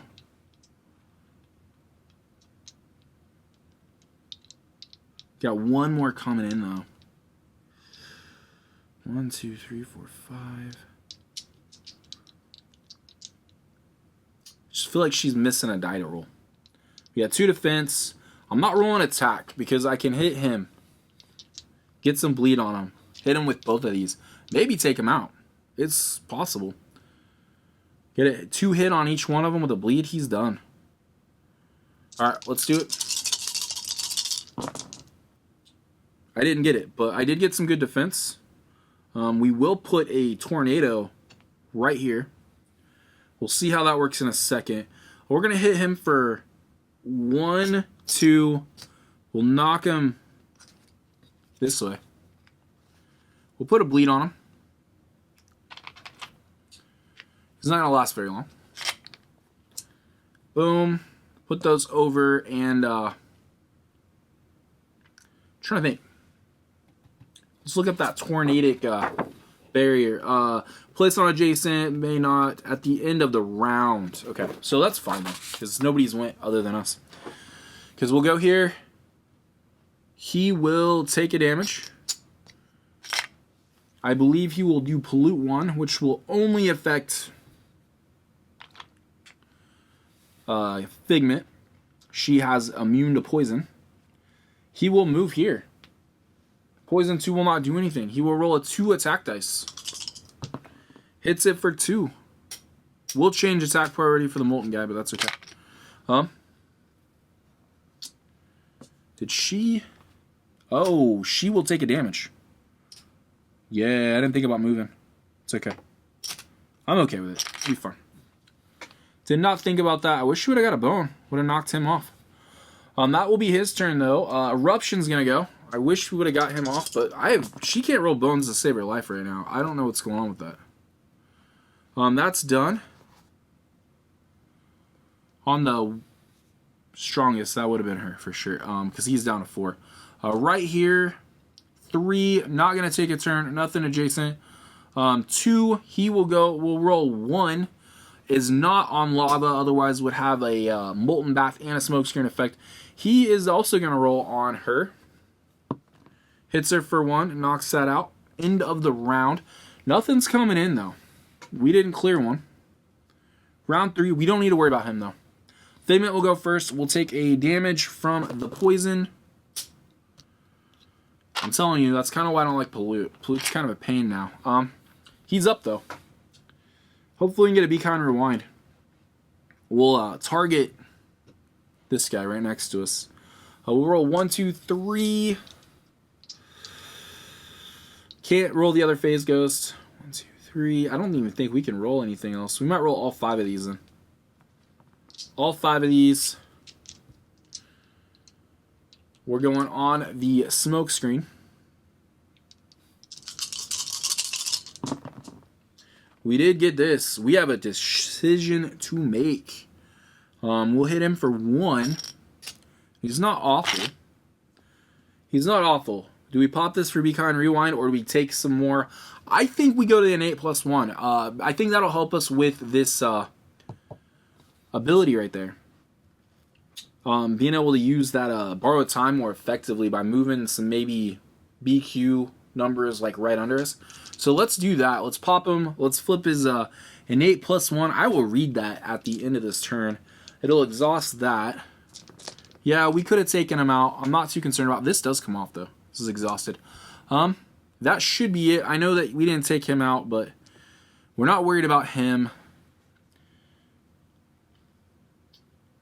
I'm looking though. I really want to get... He won't even really roll on us though. How does Rage 1 work? Oh, he'd roll 1 dice. I'm okay with that. I think we're okay with that. I'm going to move 1. Get off that lava spot. I'm going to move 1. We'll roll 1, 2, 3 attack dice. And 2 defense dice. We need a bone. We need a bone. This mechanical bat is being underutilized.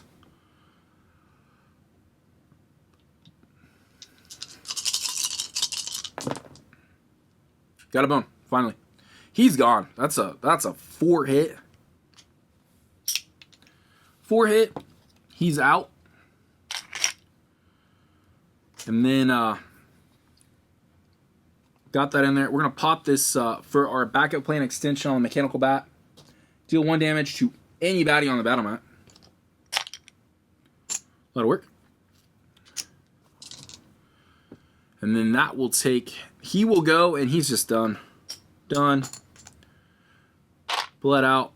No big deal. I think we just cleared the entire battle mat. We'll have 1 come in, but I'm not too concerned about it. He will get a turn, though. He will get a turn.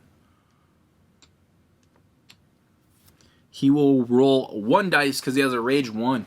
I mean, the card reads a little weird. But he has no HP, but that's basically what it says, rage 1.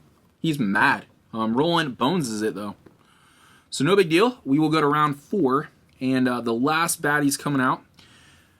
Won't take long. He is a 2 health, 2 initiative. Not that matters at this point. Pollute. Another pollute and a decoy. Decoy won't matter if he's the last baddie on the battle mat. He is going to go to range 1, I believe. Yeah, range 1. Put him at the bottom. And we'll let Figment go. Figment could heal, but I think we'll just save it. We'll save it. What does Figment want to do? Well, I think Figment's just going to take out the pollute guys. So let's grab 2 attack dice. Let's roll all of our defense dice. Can we roll the phase even though we couldn't put it into play just to see if we can get a bone? I think we probably could. Let's do that. All 6. Got some bones. Bone. Bone. Can't use. Hits them for 3. Gets 2. Done. It won't be over, though. We will have to put the decoy 1 out for a minute.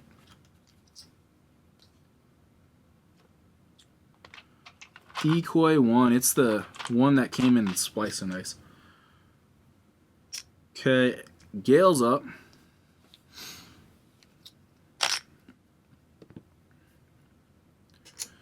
Gale is up. Could charge. Doesn't really matter. We will just let it go. Dice are getting everywhere again. Alright, Gale's gonna go. So we just move over there, take the decoy out, roll some. She's not gonna get bones. She's not gonna get her backup plan, but we could heal Figment. Where's she at? 1, 2, 3, 4, 5. She could also heal. Let's keep that in mind. Let's move 2. We want some attack dice. 1, 2, 3, 4. That's it. Right? Yep. We need some defense, though. But we don't really need as much. Just looking. 1, 2. Yeah, that's our 4. 1 attack dice. Do we even need the attack dice? For the bones, we might. But let's roll this. Make sure it goes off. There's a bone on that one, too. That's our play. That's our play. That's our 4 dice. We bones that. That's unfortunate. Gets 2. We will heal Figment up 2, I believe. Double check that real quick. Targeted. Heal any party member for up to 2, which I think he needs to. Yep, he needs 2. So we will get a fully heal him.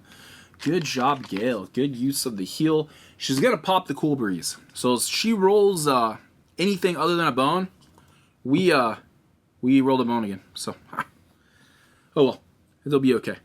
Then we'll go here. He will attack her for 1. Hits that. And then he's gone. So that will be the end of the round. There are, he has no HP. So I'm assuming once everybody else is defeated, he is also defeated. Put that spot back in. And This decoy is no longer necessary. Okay, so I wish we would have got here healed up, but that's okay. Didn't she start out with one less? I don't remember. That's okay. We are in good shape. 1, 2, 3, 4, 5. She has 6. She could heal. That's always a good option. We'll put all of her dice back. I'm telling you that an 8+1 on her, I think, is almost more important than him.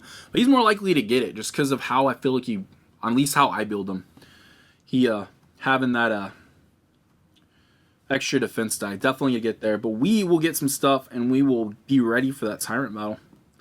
Chrono Trigger, I don't really necessarily know what the best play is. Maybe some more HP just to make sure we get through it. But I'm feeling pretty confident.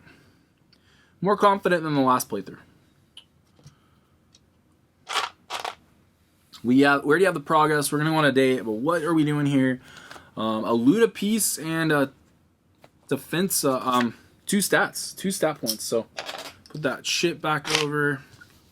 I don't really think he wants to get rid of anything. But we'll see what he has. We'll see what she has. We'll do that first. What are we getting? Recharge. Reset up to 3 loot in your loot areas. This isn't really useful. I mean, it's useful for this.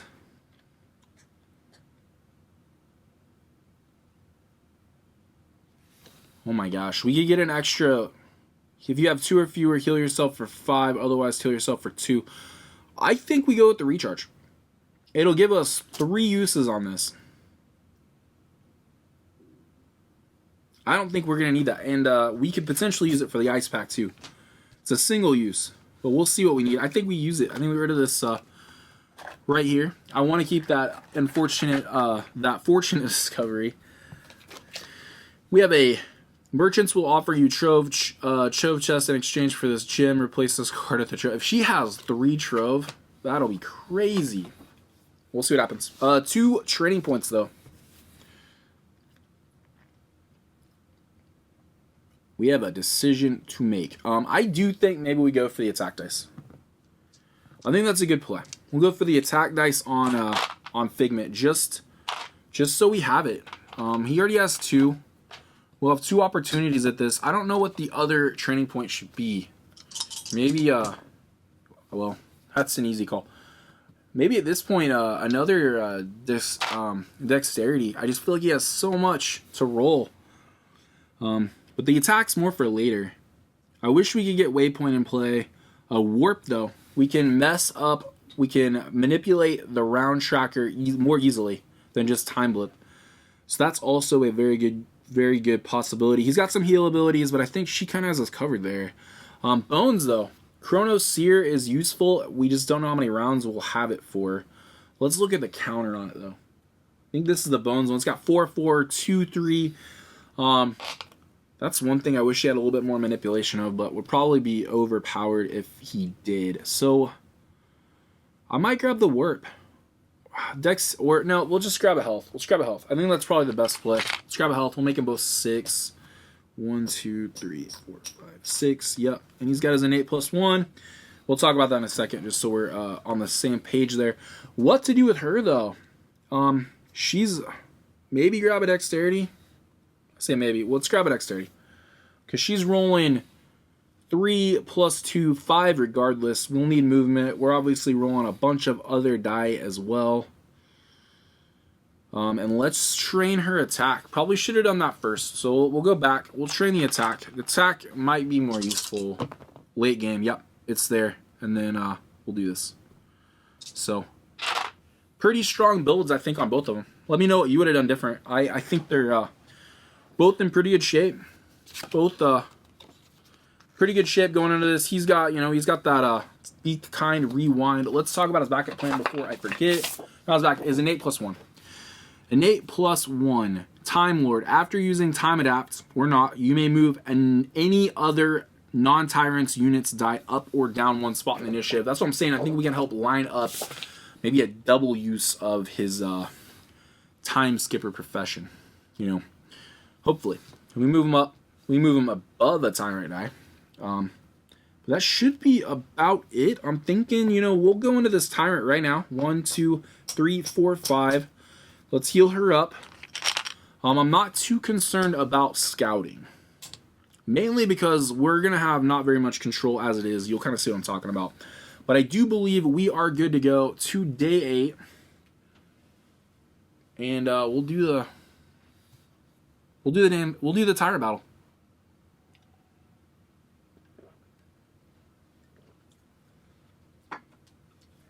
All right. Let us see what we are dealing with. All right. Locks versus the Volcano. Okay, so BQ baddie points equal to party size times 4. That's going to be 8. So using as many break as possible. Add Cinder to the top.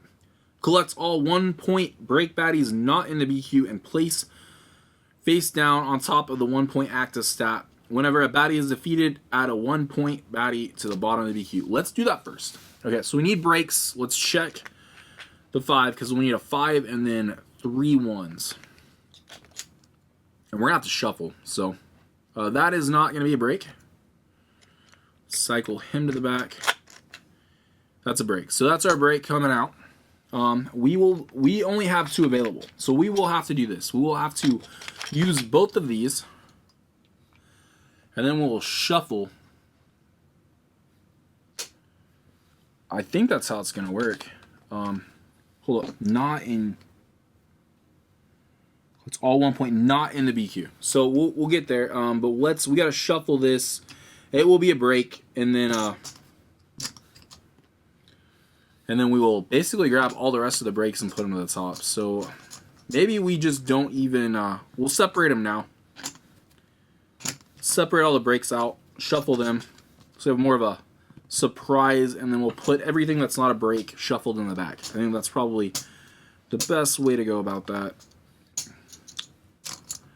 I don't generally have to shuffle to create another BQ, but I also don't always play two-handed. So you get a little bit of a mixed bag. Good little shuffle here. Throw those here. The first one will come out into the BQ, and then the rest of them will just go on top. So shuffle this guy real quick. Cut it. And then here we go. Actually, you know, you're the guy. You fell out, you're the guy. Okay, so 8 points. Put Cinder on top. Okay, that is taken care of. All the breaks are on top there. We won't need 5 pointers other than the one we have. All right, at the start of battle, the party chooses 2 lanes equal to the party size. So it'll be 2 lanes to become lava, skipping positions occupied by gearlocks. So that's kind of important on the setup. The party may remove the lava chip and slot the defeated unit's chip there when you defeat it. Oh, hold up. Very important. When a baddie loot cannot turn lava to rock. When a baddie or a gearlock is defeated on lava, the party may remove the lava chip and slot that in. That's important because Cinder has the skill Volcanic Veins. Cinder cannot lose HP while any positions on the battle mat are lava. So, that's fun. Eruption. He also has Eruption on Bones. So Eruption is obviously when at the end of his attack he turns his target's chip into a lava position. So this can get kind of crazy. This is another reason I thought we play this two-handedly. Mainly because this is a very fun puzzle. I'm upset we didn't get to any of the other Tyrant encounters because I do think they're really, really fun. But this Tyrant battle is probably one of the most unique ones I've seen in a Too Many Bones game. So very excited to do this for you right now. But we will set this up. I do believe we'll see what it looks like when we get this up. So let's put him in. He's going to go here with 2 HP because he can't take damage. He also has a very couple unique things on his Tyrant. I will talk about that in a second. He's going to go at 5, so we could potentially go ahead of him. I don't think that's prudent for this, though. We got a 5 health. He's got Eruption and Pollute. He's definitely needs to be the one to get taken out first. We will put him lane 2, probably where we're going to start. Let's say right now. Probably going to start on lane 2. We'll probably make those both lava positions. We got a 1 point. He's not too bad. Lava flow. That's what I'm afraid of. This changes my game a little bit. Lava flow right here. Starting with that on the board. Those are the ones I don't like. He is going at 3. We didn't put this guy in. He's going at 4. The last one coming in. Swordbreaker. Yay. 4 health coming in here. Changes what I want to do. He's going to lava flow in late though.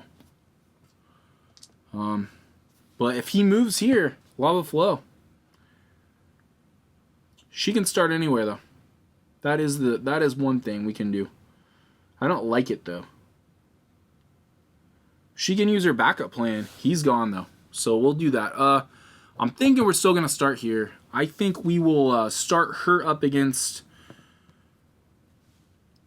probably that Swordbreaker. I think the eruption's not fun either though.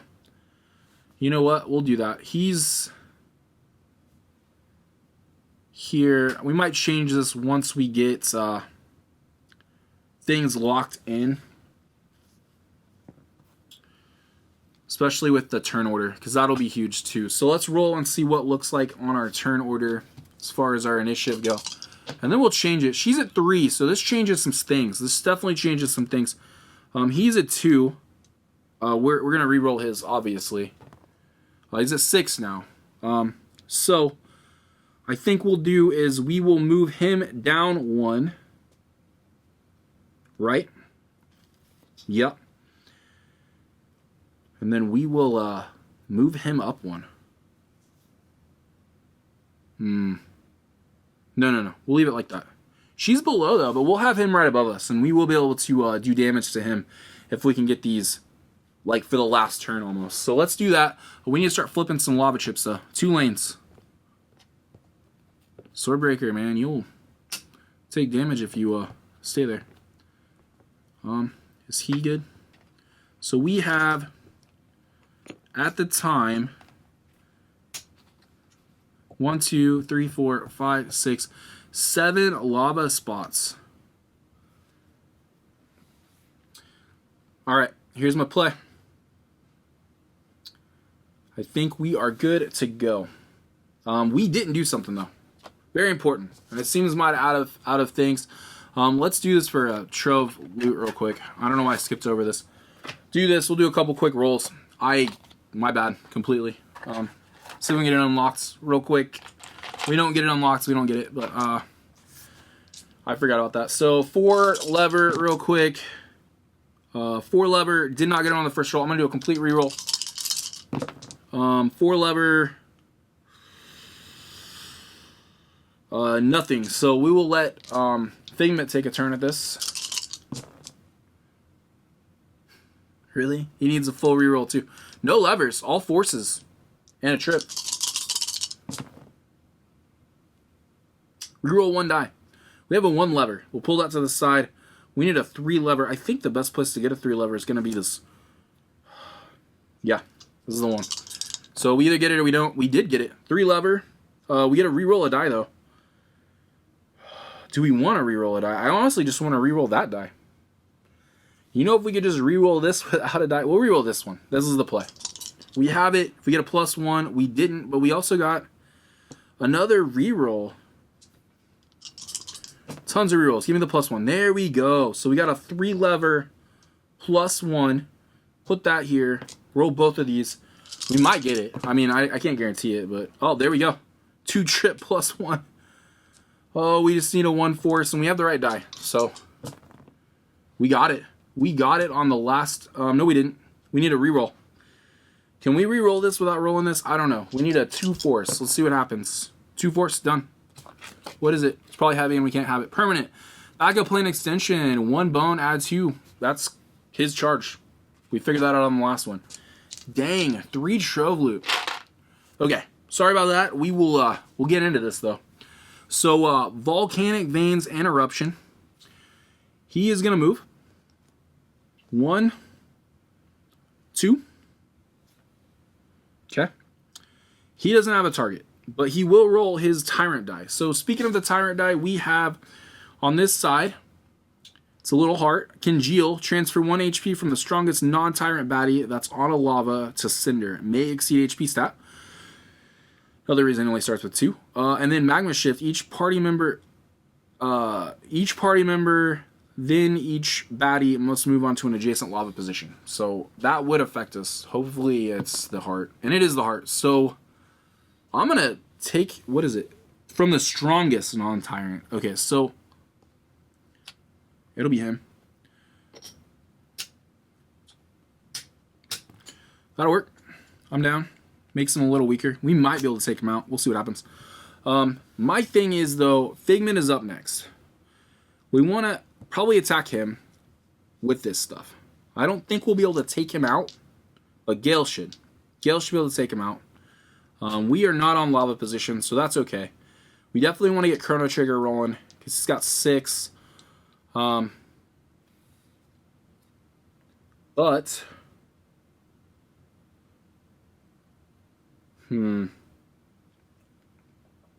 I want to actually attack him. Get him out. And grab 2 defense dice. I think this is the play. We obviously want to use Kobold. That would be great, but let's do this. Because we can hopefully manipulate him, skip his turn, let Gale finish him off, is my plan. I know we have Swordbreaker still in play. I don't like it, but she did take the extra die, so I'm okay with that. And we'll get Chrono Trigger in. And potentially, oh, we can't attack him, though. That's the only thing. I didn't think about that. Does he have a backup plan?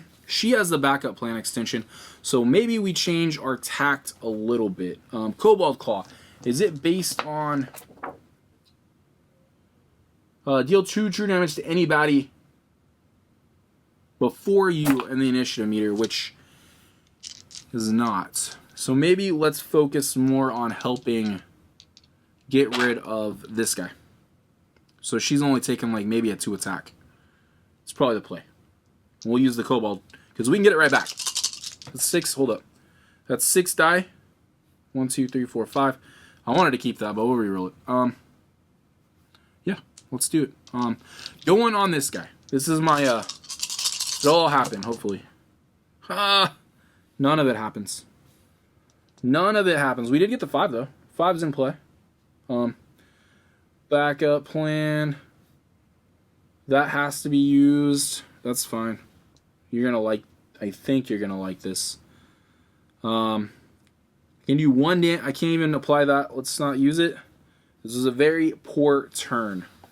But we will charge. We'll charge up for the next one.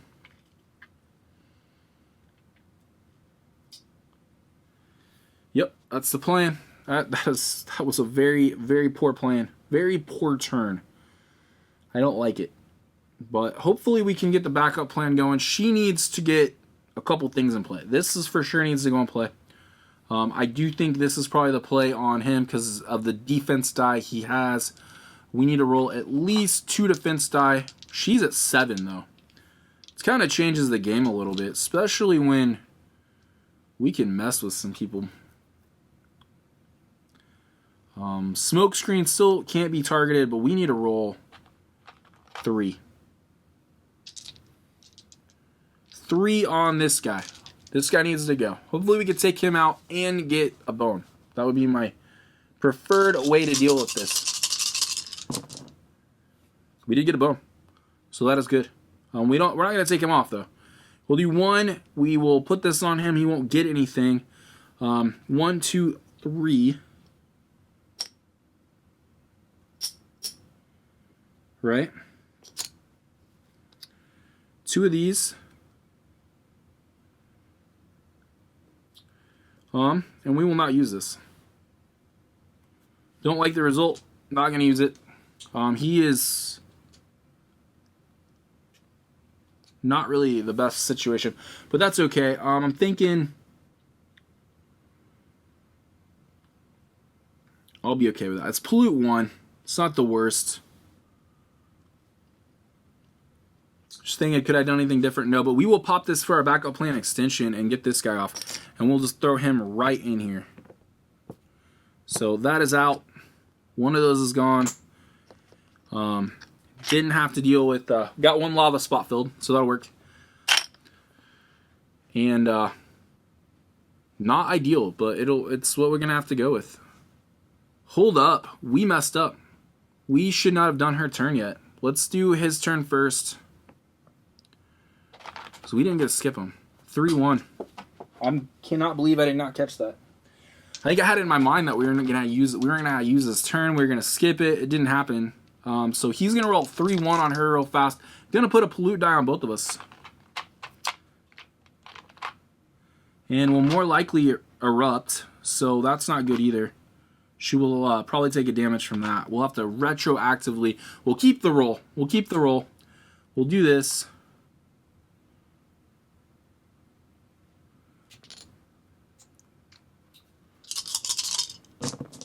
So he's gonna hit her for 4. That is not good. That kind of does change a lot of things, to be honest. 1, 2, 3, 4. That is gonna change probably that whole entire turn. So we're probably gonna just have to negate it. He was at 4. Yep, he's at 4. We'll have to put her back in play. Yeah, we're gonna have to redo that whole roll. That was a mistake. That was a mistake. We'll just re-roll everything. It might change things. We'll see what happens. Because she's got a poison 1 on her, which is not good. I don't even know. She's gonna have to heal herself up. She's gonna have to do all kinds of things. But eruption will happen. Like I said, pollute, eruption, not good. Let's see what we can do. Yeah, that was my bad. Okay, so he's in play. Didn't get a defense dice, so that's the only good thing. Pollute 1, they both got that taken care of. Eruption, that's happened. We're gonna have to do this. 1, 2, 3, 4, 5, 6, 7. That's all of our dice. I'm pretty sure that's pretty much what we rolled last time. But I was thinking, instead of rolling a defense dice, about rolling this tornado, putting it right here. It would keep her a little safer, especially from that swordbreaker. I don't think we can deal with that right now. 1, 2, 3, 4, 5, 6. Both heal dices. 1 hit on him. That's our play. 1, 2, 3, 4, 5, 6. With this one. So 7 dice. Changes the entire key of my turn. Wow. Okay.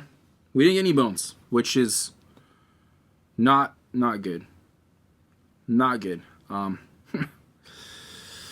Okay. 2, 1, 3. This will go here. We have this. I think this goes in the lock slot, active slot. Let's look at it real quick. Wrong sheet. The life. Active. At the end of your turn, heal yourself and all adjacent party members for that. So it'll help them on the next turn. We will get 2 uses out of it. That's fine. I don't think we're going to keep the disable. That's not super effective. But we will heal ourselves for 1. Because we would have taken the 1. So let's pull the poison off. Pull the poison off. Basically healed up. Gonna heal another one for this, and then this counter will go down. We'll get a defense. We will put this tornado here, which is a good thing. And yeah.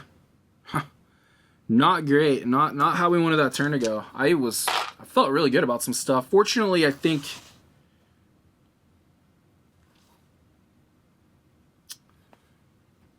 He got a lava? No, just her. Just her. Okay. Not what I wanted. Okay, that's fine. He's up. He is going to attack nobody, but he's going to have to move. This would have went... And then he's going to go over here. He's got to go around.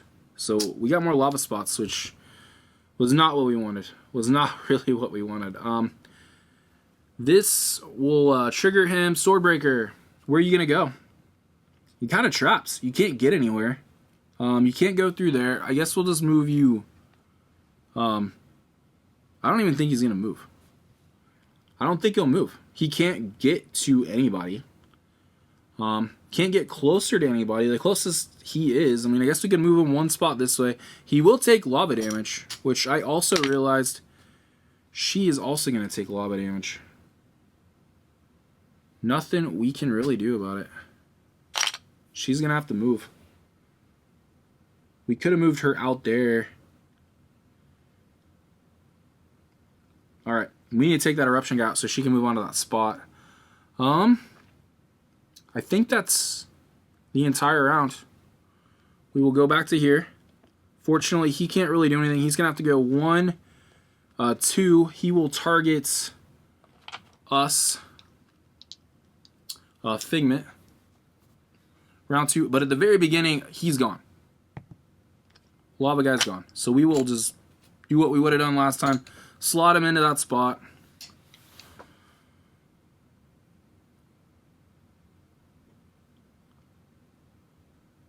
I'm trying to think. He was here. 1, 2. He would have went out here. Yep. That's what would have happened. Okay. Yeah, he would have moved from 1, 2 to get around this guy. He would have went down there. Not good. Not good. Alright, so he's going to roll on Figment. Hitting him for 1. Does get the eruption on, though. So that's not great. But he will take health from this guy. So Swordbreaker guy is in trouble. I believe this will, at the end of the round, this would count down to 2. Make sure we're doing that right. Tornadic Barrier. Place on adjacent spot. Baddies may not occupy this position. At the end of the round, take this down. Okay. That'll work.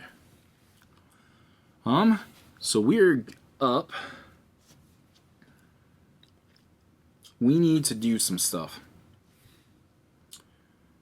We will roll this guy. He will take a poison 1.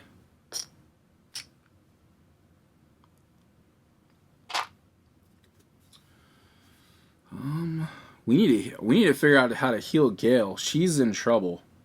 I know we got Cool Breeze, but she will get a heal at the end of her next turn, so we just got to keep her alive, I think. Figment's not a problem. He's got so much stuff. In fact, we don't actually really need to move him. We can use Ice Pack. Just thinking, we're going to roll this. I'm going to roll 1, 2, 3. I think he's key. Getting him off. 1, 2, 3, 4. 2 more dice. Definitely defense dice. I'm thinking. But we could do... He needs to not move either. That whole area got really messed up with the... with all of the lava. With all the lava. 1, 2, 3, 4, 5, 6. We're probably going to get a reroll all of those. So we need to think about that too. But our target is definitely... I think we target him. We use these abilities potentially on him. Yeah. Target Swordbreaker. And move here.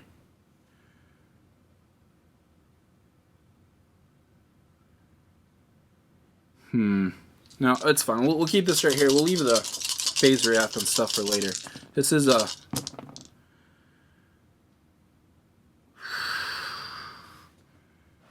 not good.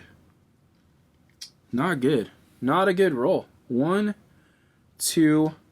This we can't use because we didn't get a bone. He's gone, though. He's gone. 1, 2, 3, 4. Yeah.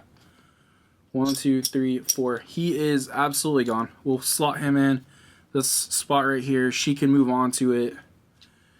Thank gosh, because that was I was a little concerned about her getting KO'd so early.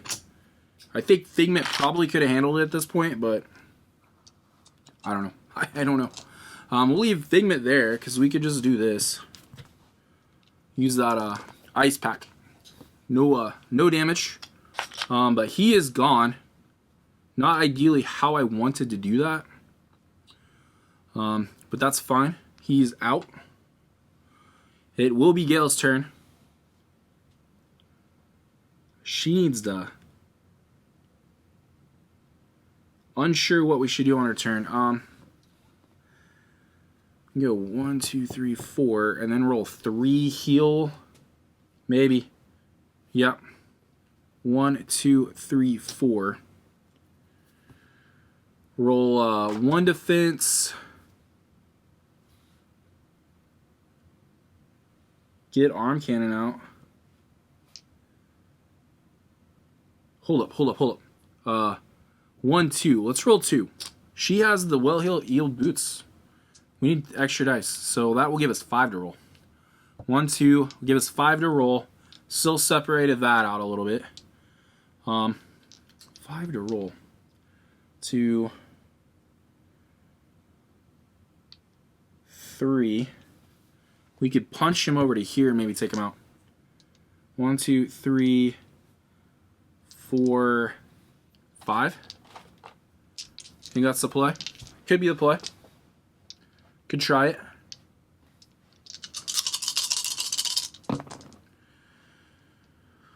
I guess we'll put this in here.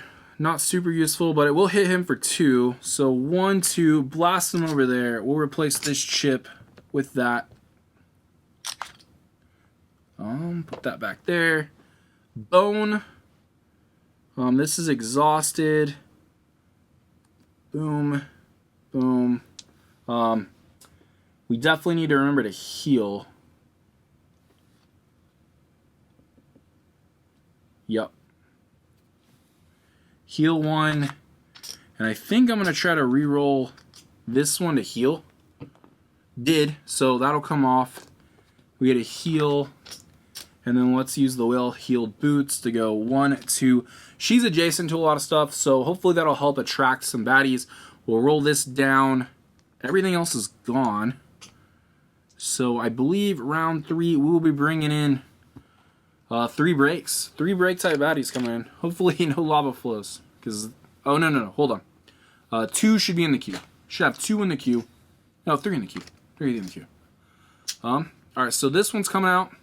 Lava flow, where are you coming? Can't do anything. He's coming to this spot. He has 3. We're going to want him to move. Because he's in a spot where we're going to want to fill in a hole. He'll come in here. Next baddie is going to be another lava flows. Fortunately, he's going to go where we can take him out as well. Sitting right here. He will go 3. And then the last one is going to be a smokescreen Molten 2 coming back here. He's going to be hard to take out. Going to be really hard to take out, but they are moving in a spot where I think it is useful. So that's the only good thing. He will go above. It's the only good thing. But he is up first. I don't like it. I don't know what to do, but we'll take him out. We will take him out. Okay. What is the plan? Well, first things first. Chrono Trigger is going to go off. I'm going to say right now, probably doing a damage to this guy is the best play. He's going to heal back up, though, so maybe not. He will heal back up. He may have to move. He's going to move first. Oh, he'll move there. He won't be able to heal. I think the heal would go at the beginning of his turn. So I'm going to say let's get rid of... I'm trying to think of using attack. It's a lava spot. That's a lava spot. Let's hit this guy. Help her out. Help her out. It's the weakest. They're all tied. He's going to go. He's going to roll 2 attack.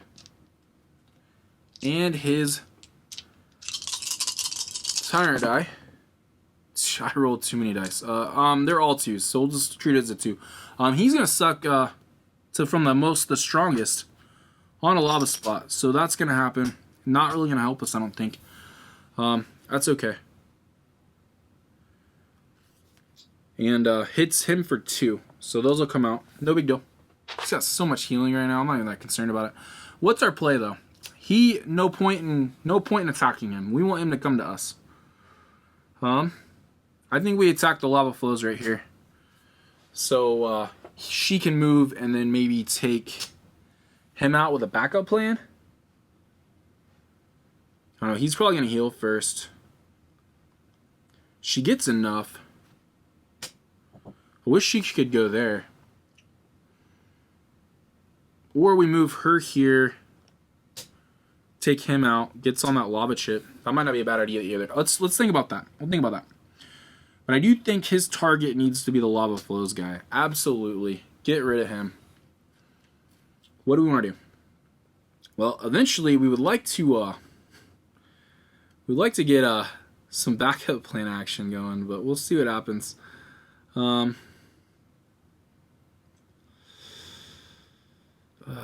What to do? Okay. We'll roll 3 attack dice. Make sure he goes off. I do think maybe getting him. So maybe like this spot. Use Phase Wrath. He's gonna stay there though. We don't want him to stay there that long. We're gonna want him to move back over somewhere where we can position guys over those holes. Very rough. 1, 2, 3. 1, 2, 3. I'm not too concerned about this guy right now. We need to take everything else out. Get him out. Let her do her work. All 5. No phase ghost. Really just buys us a hit. There's that bone I was looking for. Okay. 2 defense. We got a bone. We'll hit you for 3. I'm not gonna pop it yet. Hit him for 3. Get him in there. Like I said, this is a puzzle. We'll bring one of these guys out.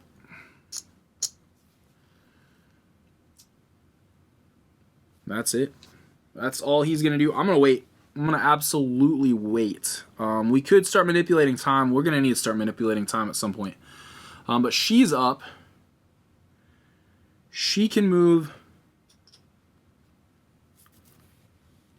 into this spot for 1.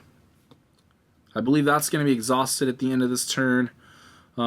She can't take him out though. Unless we're able to do 2 backup plans, I don't think we can take him out. We're going to not want Lava Flow Dude to move too far, but we can take him out on the next turn. We'll let him move himself. So we'll just kind of see what happens with her. I think getting her to heal, trying to get some,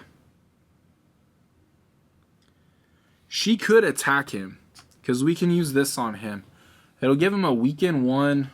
It's not super useful, to be honest. We'll roll this guy. 1, 2.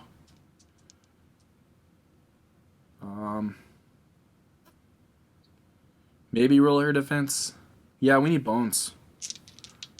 1, 2, 3, 4. We have 3 movement.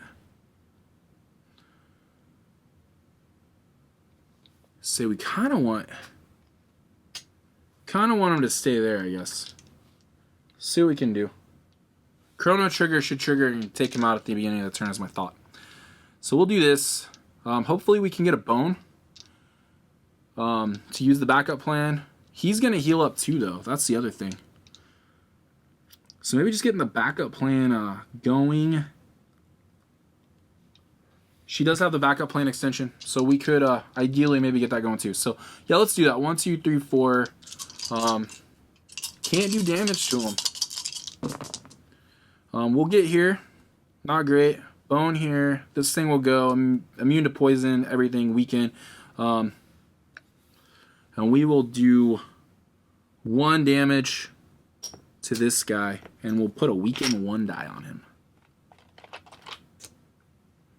I don't know if it's the best play, but that's all I could really think to do. We'll exhaust this. She'll heal up 1. He won't, but I'm not too concerned about it. She's finally getting back to her health. That's exhausted. We'll use this to pull and add 2. So we will put this guy here. Vent canisters is at least now in play. He's just really hard to take out. I'm going to double check that smoke screen though. Make sure I can't actually hit him with something else. Cannot be targeted. Okay. That's what I thought. Okay, he's gonna go. Just gonna roll 1. We're just gonna roll 1, heal up 2, molten back 2, heals up to 3. Like I said, not ideal. He's a pain. We'll roll 1 on her though. Does 1. That's not ideal. This guy's gonna go. He's gonna move over to here. And he will not roll anything. So that'll work. We'll have him take him out. Yep. Not ideal. Weaken 1 will come off. He's gone. We'll get around 4. We are really going to have to start using some time manipulation, like immediately. He's coming out. He's got Eruption. Not good. 2. It's coming in right next to her. Can't really move him either. So that's not really great. Alright, Cinder is up. Rolling 2 attack dice and this on that. The one thing we could do is it'll come off him. Okay, hitting him for 3. Not what I wanted. But it will do what I said it would do. He's going to suck some health off this guy. I'm not really worried about him getting health, to be completely honest. He's not very hard to take out at the end. We're really just going to be rushing against fatigue, which I'm hoping that's all he's going to do after he gets this next hit in. Yeah, we will do that. We'll get that, not have to use it. I just really frustrated with how his time jump thing kind of worked out for us. So that's it. We'll go here. This is gone, by the way. This is exhausted. Chrono Trigger, though, would have also taken him out. He's done. He is done. Chrono Trigger and Cinder, between the 2 of them, would have KO'd this guy. We'll put him in the mat. Put him in the mat. She's on a spot, yeah, that can't be turned back. I think he's just going to time blip. Time blip. We have a Fortune Discover to get that back. He could move 2, which will be a good play. So we really just have, what, these 4 now? That's where we want him to come in. We don't want him to come out. 3's a pain. We probably won't even mess with him for a minute. He's a 1. 2 dice attack. Ouch. But if we clean up those guys, we'll have them come in. Yeah. All right, so I'm going to have Figment move 1, 2, because this spot, or just these spots are going to be really hard. We're going to have to, like, move them to us almost. I don't like it. But he's going to move for 2. He has 4 left. We're definitely going to roll defense. Definitely going to roll some defense. Can't use Schism yet. Could phase ghost it.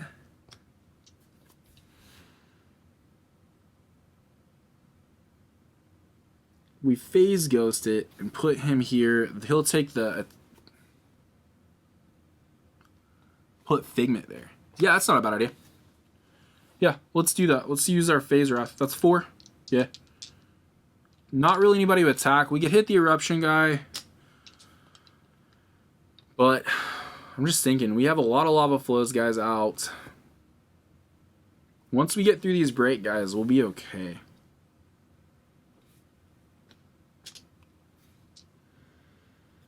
Yeah, that's what we're gonna do. We'll do that. Four roll. Oh yeah. That didn't help. We'll re-roll that guy. And that guy. This guy will go in. We are going to do Be Kind Rewind. Every bone's on that. Everything. Re-roll. See what happens. Now we gotta pick a target. We'll definitely pick the eruption guy. Another bone coming back. Kobold Claw. We'll not apply it. We'll put it back. 6 on that Wrath. We'll put another there. But this won't really work. Won't really work. We'll put it back. And we'll do 1 to the eruption guy. Getting him gone. I think he may actually be the one we want to target. We'll have to start time blipping on the next one. Time blipping it back, keeping fatigue away. She's up. She needs to handle that eruption guy, I'm thinking. But if she can get her backup plan built up to activate Turbine, that would work to take him out. So we're going to do that too. But we do need to do this real quick. 6. Put this here. Put this here. 6. Phase Wrath. Could help get some targets onto those lava ships, is what I'm kind of thinking. By putting him out. That's exhausted. Plus strongest. No, he'll probably go for her. But that's okay. She's up though. We want to take out the eruption guy. Let's see what we can do. 1, 2, 3, 4. We need bones. 5, 6. Yeah, we can move for 1. Don't really want to. We'll target the eruption guy. Get him out of there. Get some backup plans. We'll see how they work out, but this is another way we can get that built up. So going with the eruption guy. Wow, tons of hits. Tons of hits. He's definitely done. Overkill. Can't really do anything with him, but he will go back to the defeated stack. He's out. And we will use our backup plan extension. 1 bone adds 2. Doesn't really matter. But we are set up to be able to take out that molten guy on the next one. Pretty sure. Pretty sure that's what we're going to want to be able to do. Activate Turbine. Should take him out. But he will get a turn. Smokescreen Molten Bat 2 won't happen. He will roll 1 dice on the phase. Hits the phase for 1. That'll work. I don't know why all these dice are over here, but they are. This guy's off. I'm pretty sure we're going to need to replace that. I'm not sure we're out on the stack, but they just keep coming. They just keep coming. And that's that. We'll go back to round 5. We are really going to have to start manipulating the round tracker now. What's coming in? Lava Flow guy. I thought we were done with these. Not good. He will go. I'm trying to think. Can't go there. That we really messed up here. Really messed up here. All right. Not good. I thought we were out of these guys. He's gonna go up here. I'm kind of concerned now. We're getting too many of these. It's coming up here. Created another spot. Obviously, this is endless until we die or he dies. But you know, we definitely gonna have to be maneuvering. And the other thing is this is gonna go off, and I think it's actually gonna take him out. Well, I'll show you real fast. I think he's done. I don't even think she's not gonna have to use the activate turbine. She's gonna be able to go take him out. He's gonna be done right now. And then, oh, used the wrong ship. We used the wrong ship. Okay, changes the game. He's going over here. Changes the entire game. I used the wrong ship. I was concerned. Okay, what's this guy? Flame Soak. Flame Soak guy coming in 3. He will go here. Can't move him. It's ranged. I mean, could move him, but I don't really have a way to do it. All right. Not what I wanted, but that's fine. He's a 3. He's going at 4 at the bottom. Cinder's up. Where's he going? He's going to hit the weakest. We have a tie. We'll get a pick. 1, 2, 3, 4, 5. 1, 2, 3, 4, 5. I say let's take him over. Let's take him over here. I roll 2, 1 on that guy. Hits him for 1. Eruption won't happen, and he will. Oh, first of all, this comes off. He's done. Almost forgot about that. That would have been not to our advantage. Because he needs to use this, and I want to know who he's going to go up against. I think it'll be up against the lava, because he's the only one on the lava. That'll help us a little bit. Okay, he's done. We are going to need to manipulate the time tracker. I think the biggest thing we can do is probably... We flipped this. This was wrong. Okay. Take out the lava flow. She could take out the bat. He could take out the lava flow. Let's do it. He's going to roll 3 attack dice on the lava flow. I don't think he's got anything else. We could use the Cobalt Claw won't affect him.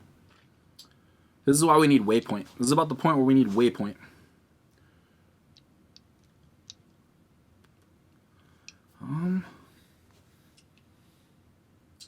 Three. He's got them all locked in. I guess we'll just roll them all. Maybe we can get. We need bones, obviously. All these on the lava flow.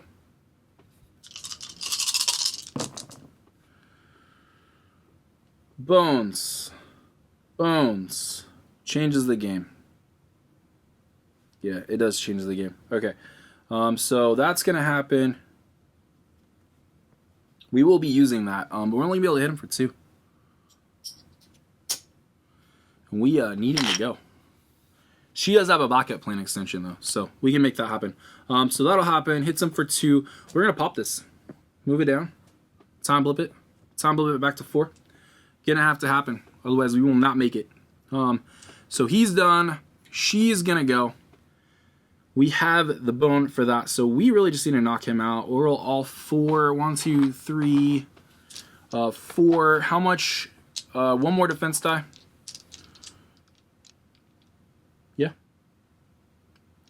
And then I think we're gonna move her here with the boots. I think that's the best play. 1, 2, 3, 4, 5. Take out the flame soak. Yeah. Whew. So hold on. We got a bunch of these. But yeah, flame soak hits him for 3. Can't really do anything with him. Just exhaust him. She's gonna get 1 here. Those are good. We are gonna pop the backup plan extension. Move all these down. We'll still have an extra bone. Can't use it. That's fine. Backup plan extension. Deal 1 damage to any baddie on the battle map. Boom. He's gone.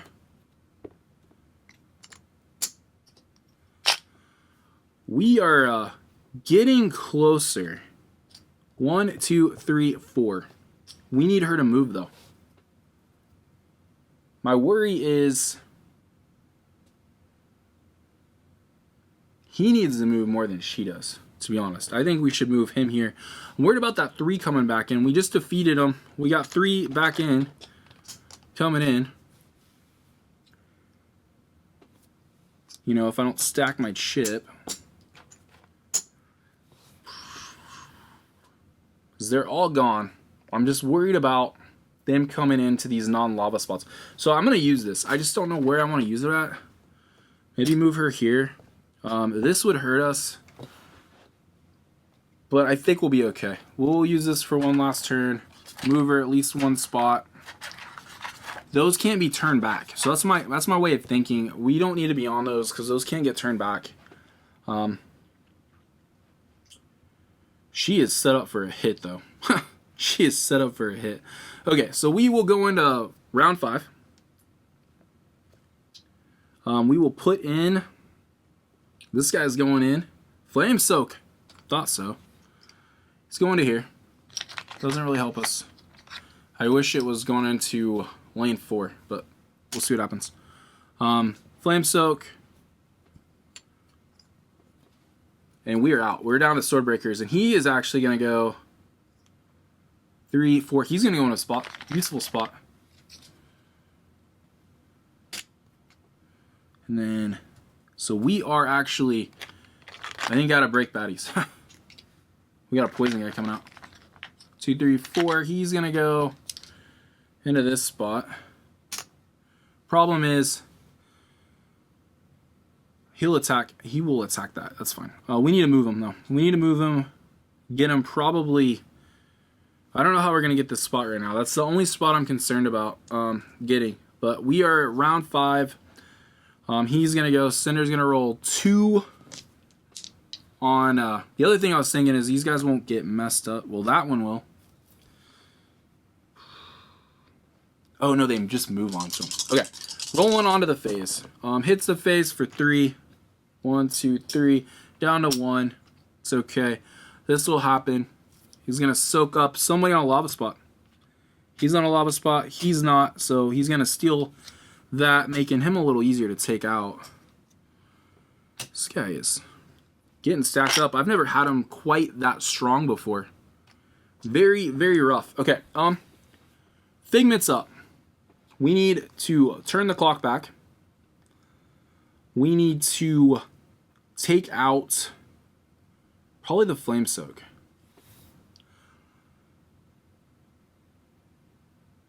We could leave the raiding guy alone. Is he on a spot? No, I'm just thinking. We're going to want to move him. I'm okay taking... She's okay taking poison. She's immune. So I think we'll do that. Have him take the raiding out. She can move over to here because we're going to want to move him now. That's the problem. We're in a situation where we're going to want to start moving these baddies into these last 3 lava positions and hopefully not get any weird eruption effects because that's probably going to make us lose. So let's move him 1, 2. And then he'll have 4 left. Doing pretty good on defense. I think we'll leave that in there. 1, 2, 3.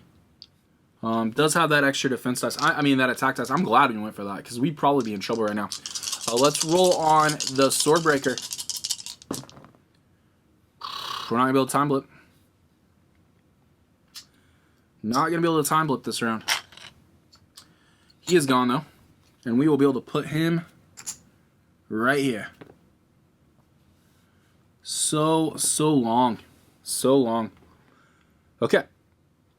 Not ideal, but we will charge up. We will time blip the next round. I don't think that's going to help us, though. I think once you kind of hit fatigue, we'll just keep hitting the fatigue rounds. So, I was unable to... if I had warp probably would have been the better call at this point over maybe the phase, one of the phase... I don't know. Let me know what you think. So let's see what we need to do. We want the poison guy to move. The poison guy kind of has to move. But we don't want to just not have a turn either.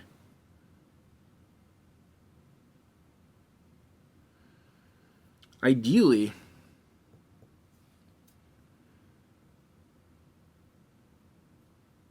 I'm just trying to think how this works. We want him to move. We want her to probably just go 1, 2, 3.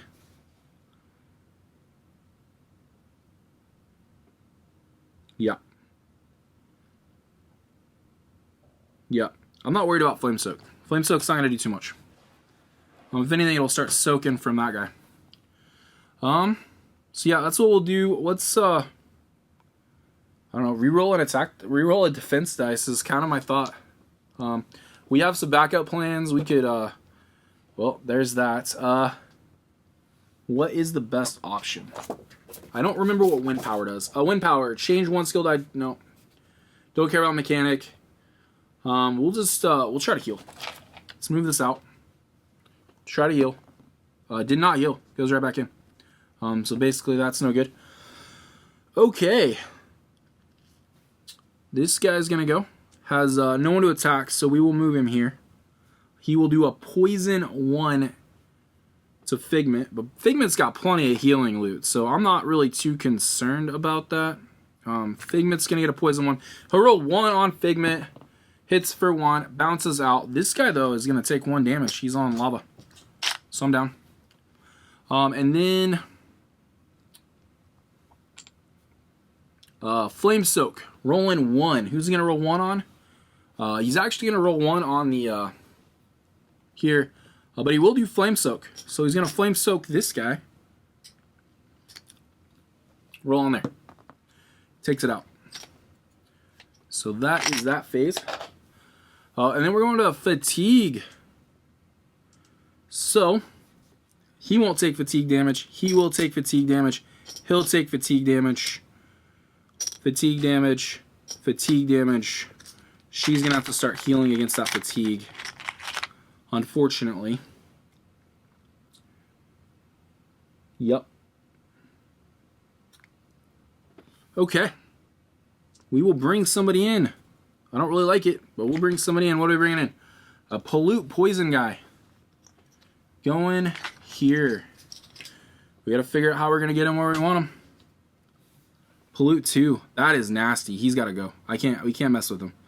Pollute 2 is too much. Unless we're on lava spots, which he could get on a lava spot. He could.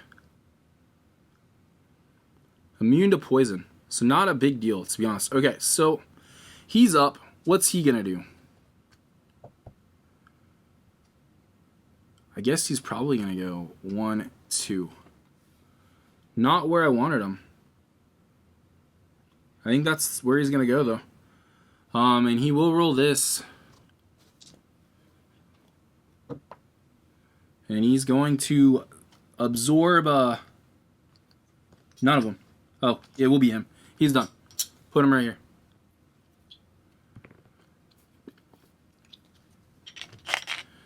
Okay. I think we're in trouble. I'm going to go ahead and say that out here. I think we are in trouble. We have 2 lava spots left.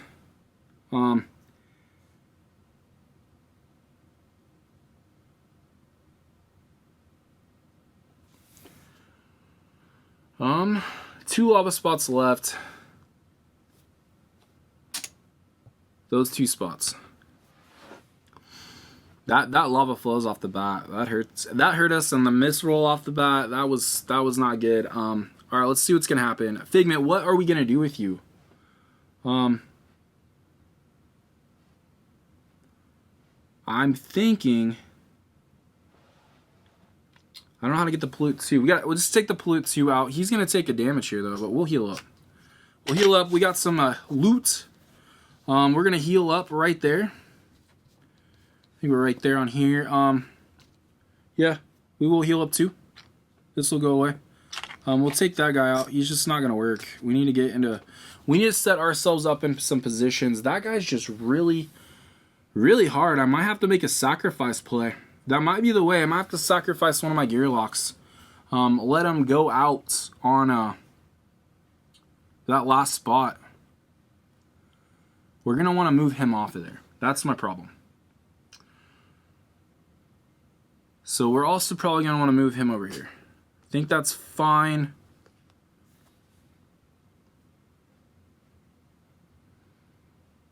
Where we go. Okay. 1, 2, 3. So he'll have to move. It's just fatigue and poison. We got to get the Pollute guy off.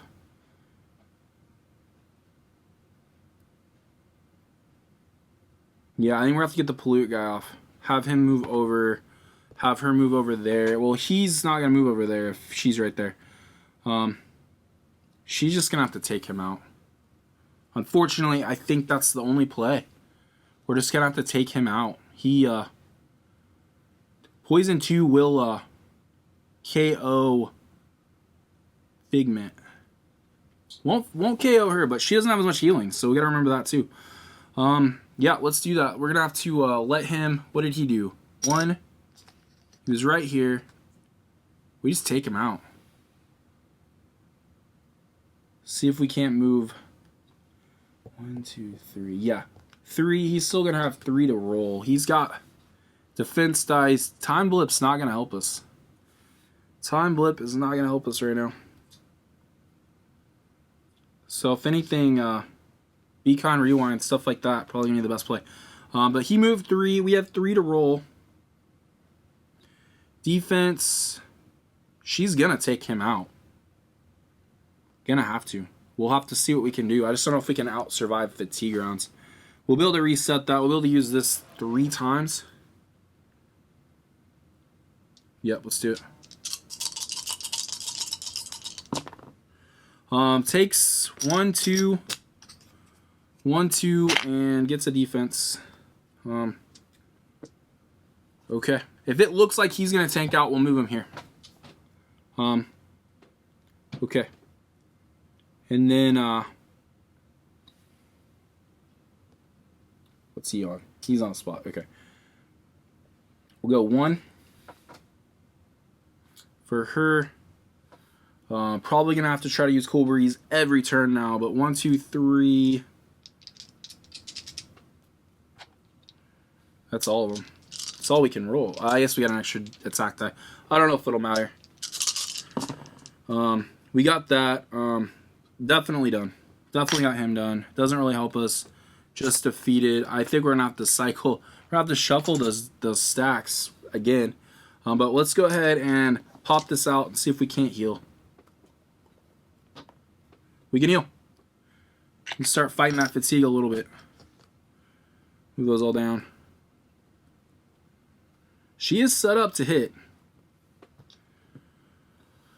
Okay, he's done. We're gonna see some flame soak. Nothing's really gonna happen. I don't think she can flame soak him.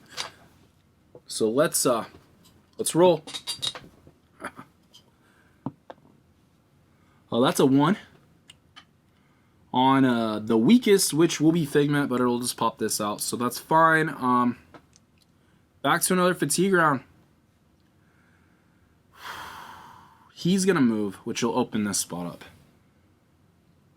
Which then we'll be able to get that spot on. This is, like I said, this is the only spot I'm worried about. But if we have to, I think we might have to KO Gearlock. Might have to KO Figment. Figment might be the one to do it because she's got an unlimited heal.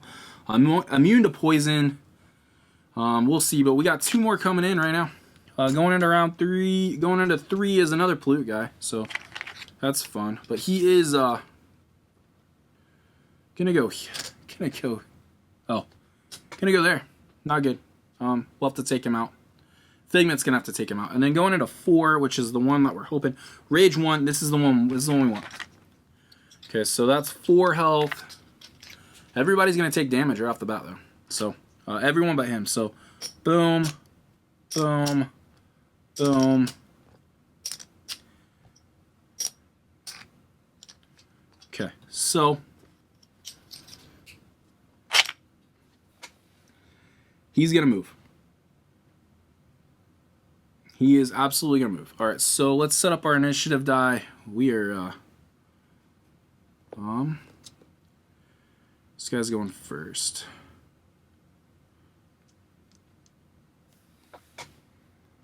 If he heals, he won't be the weakest Gearlock. The pollute one, well, he's gonna be on. Oh, he'll be on fire. If we move him on fire anyways, well, he won't be because he's moving first. Okay, so what's gonna happen is he's gonna go here. I think, actually, no. I made a bad mistake here.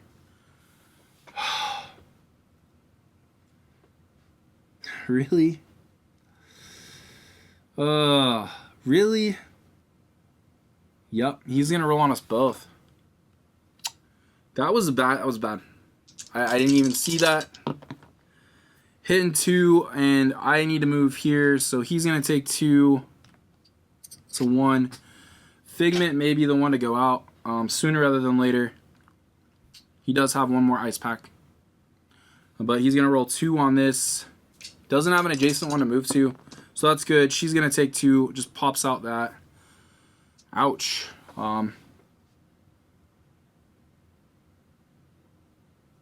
If we can get him to go 1, 2.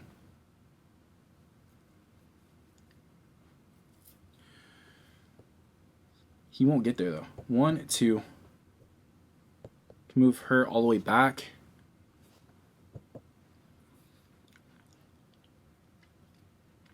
He's going to have to heal, though. So let's use the recharge, setting this back up, and then we'll heal up to 2 more. He is fortunately built loot-wise to do this, but probably going to have to use our ice pack at the end of the turn, too. Back in the corner. We do have the Phase Ghost.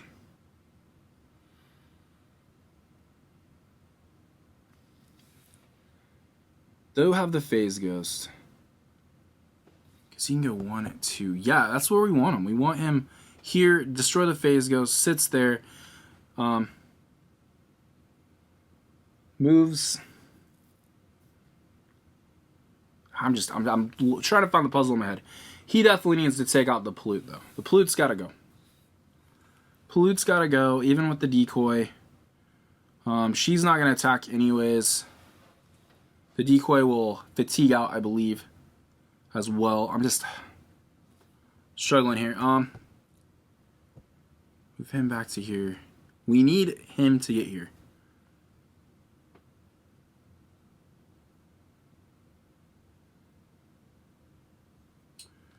Need him to get here.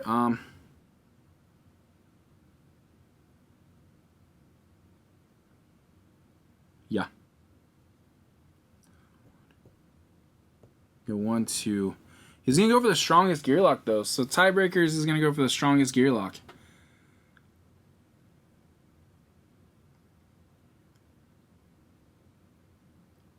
Let's go. It goes 1, 2 over to this corner. So rough, man. We got diagonals too. Everybody's moving diagonal. Oh, he can get there for 1 then.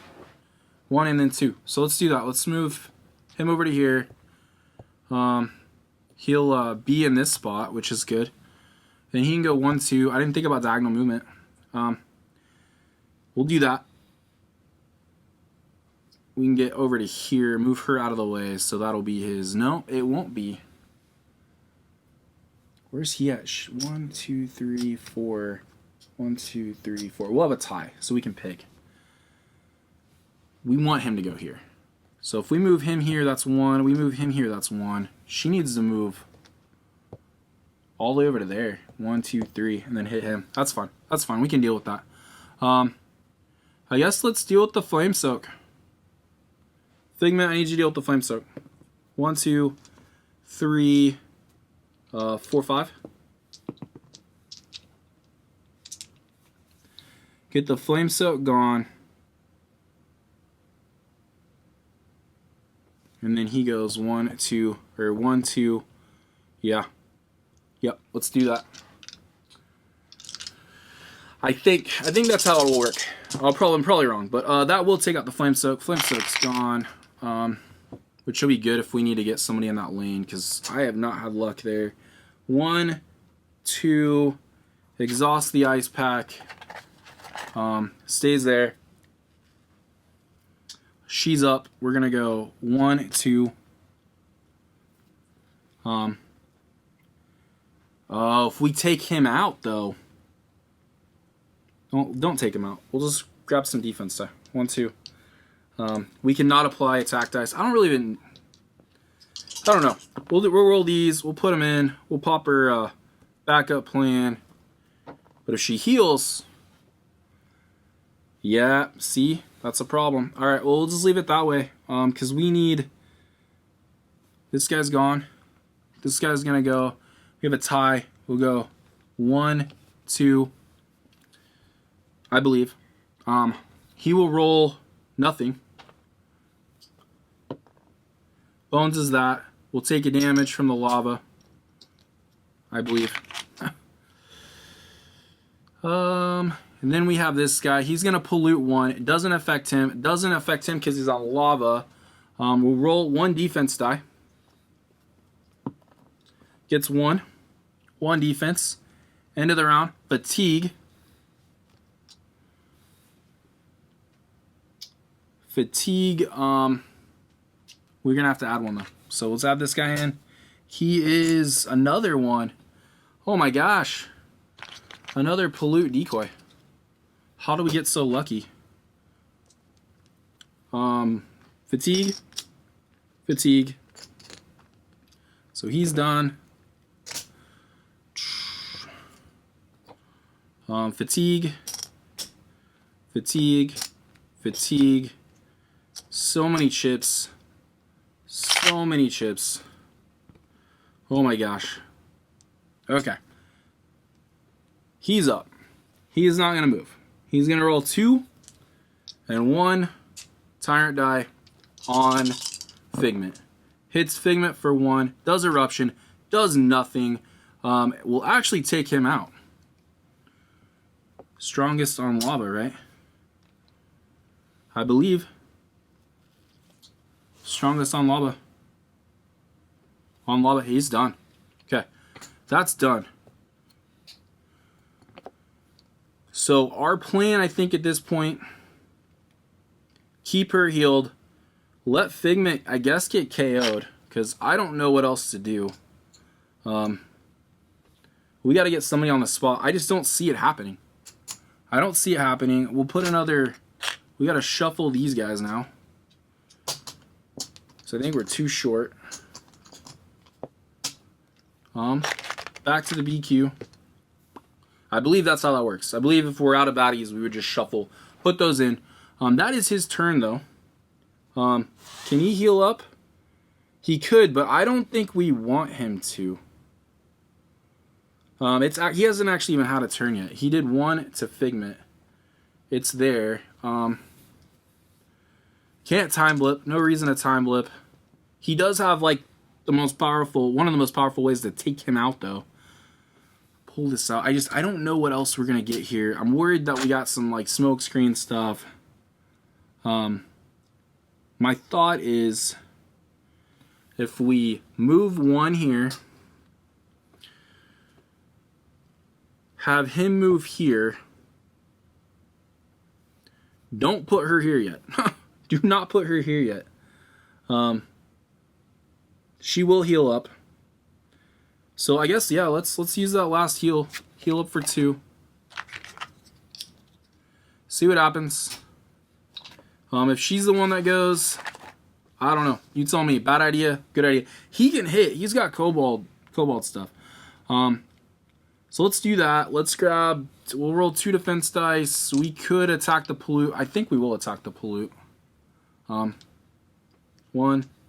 2, 3. That was 1 movement. We'll roll those. We'll attack the pollute. Pollute should be done. 2 defense. Bone.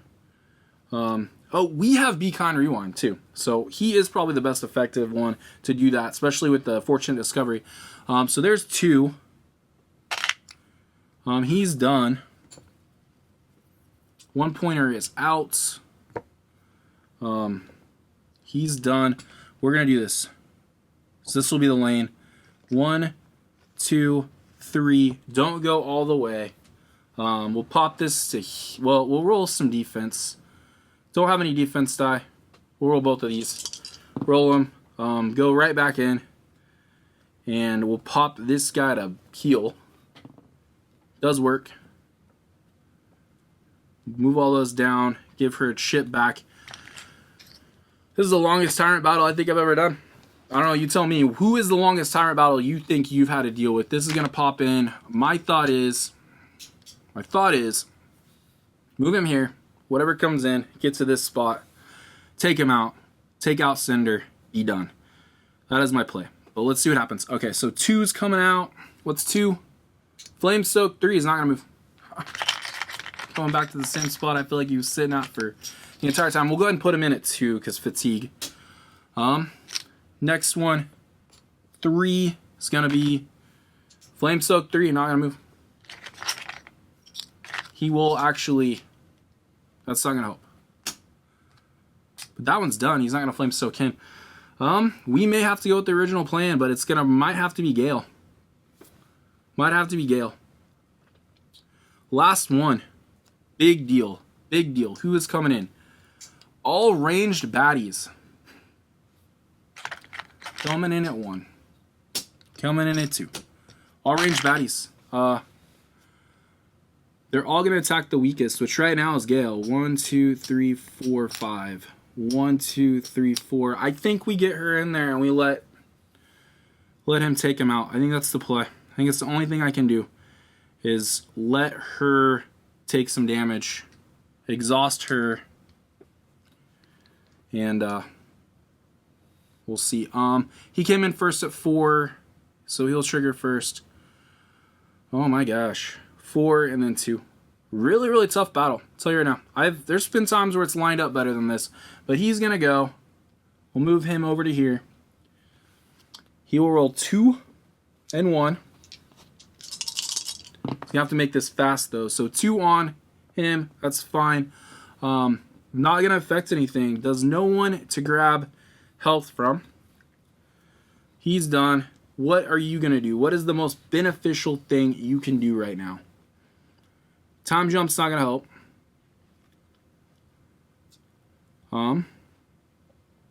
Probably just take out. They're all gonna attack her. That's something to keep in mind. They will all attack her. We'll get rid of the decoy. Let him attack the decoy. 1, 2, 3.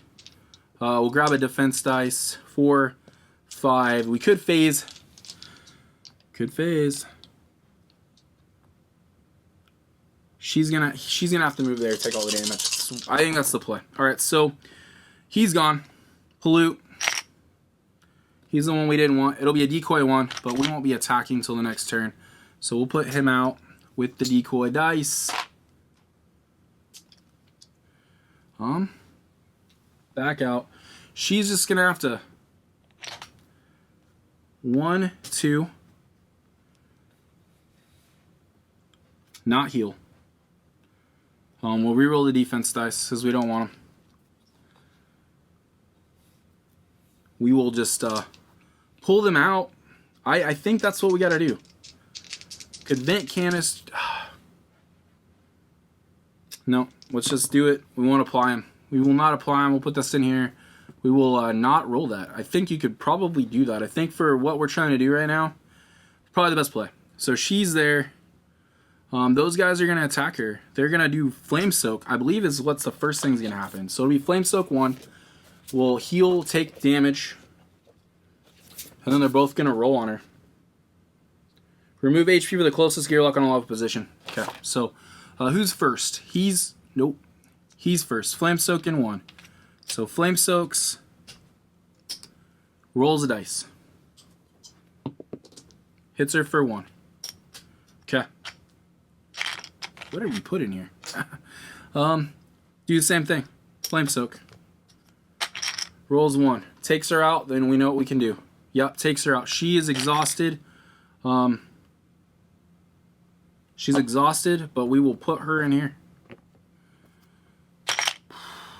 Not the way I wanted to do this. But that's it. This one's done. We will have one come back in. What's this guy? Eruption 2, of course. Of course, Eruption 2. He's going to come in. He'd come in there, but he'll end up coming here. So, Fatigue. Fatigue. Fatigue. Guess what? Guess you can take fatigue damage now. Yep. Lots of fatigue. So, we got a plan, I think. I think we got a plan.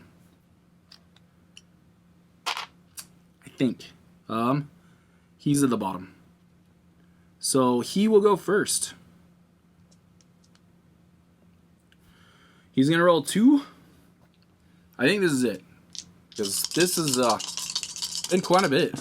Quite a bit of a... Oh my gosh. 3, 2, 1. Nothing happens with this, but... Didn't really want to take damage. But you know what? We do have the Flash Rewind. So that will help us here. We have no other ways to heal. We're fully healed up.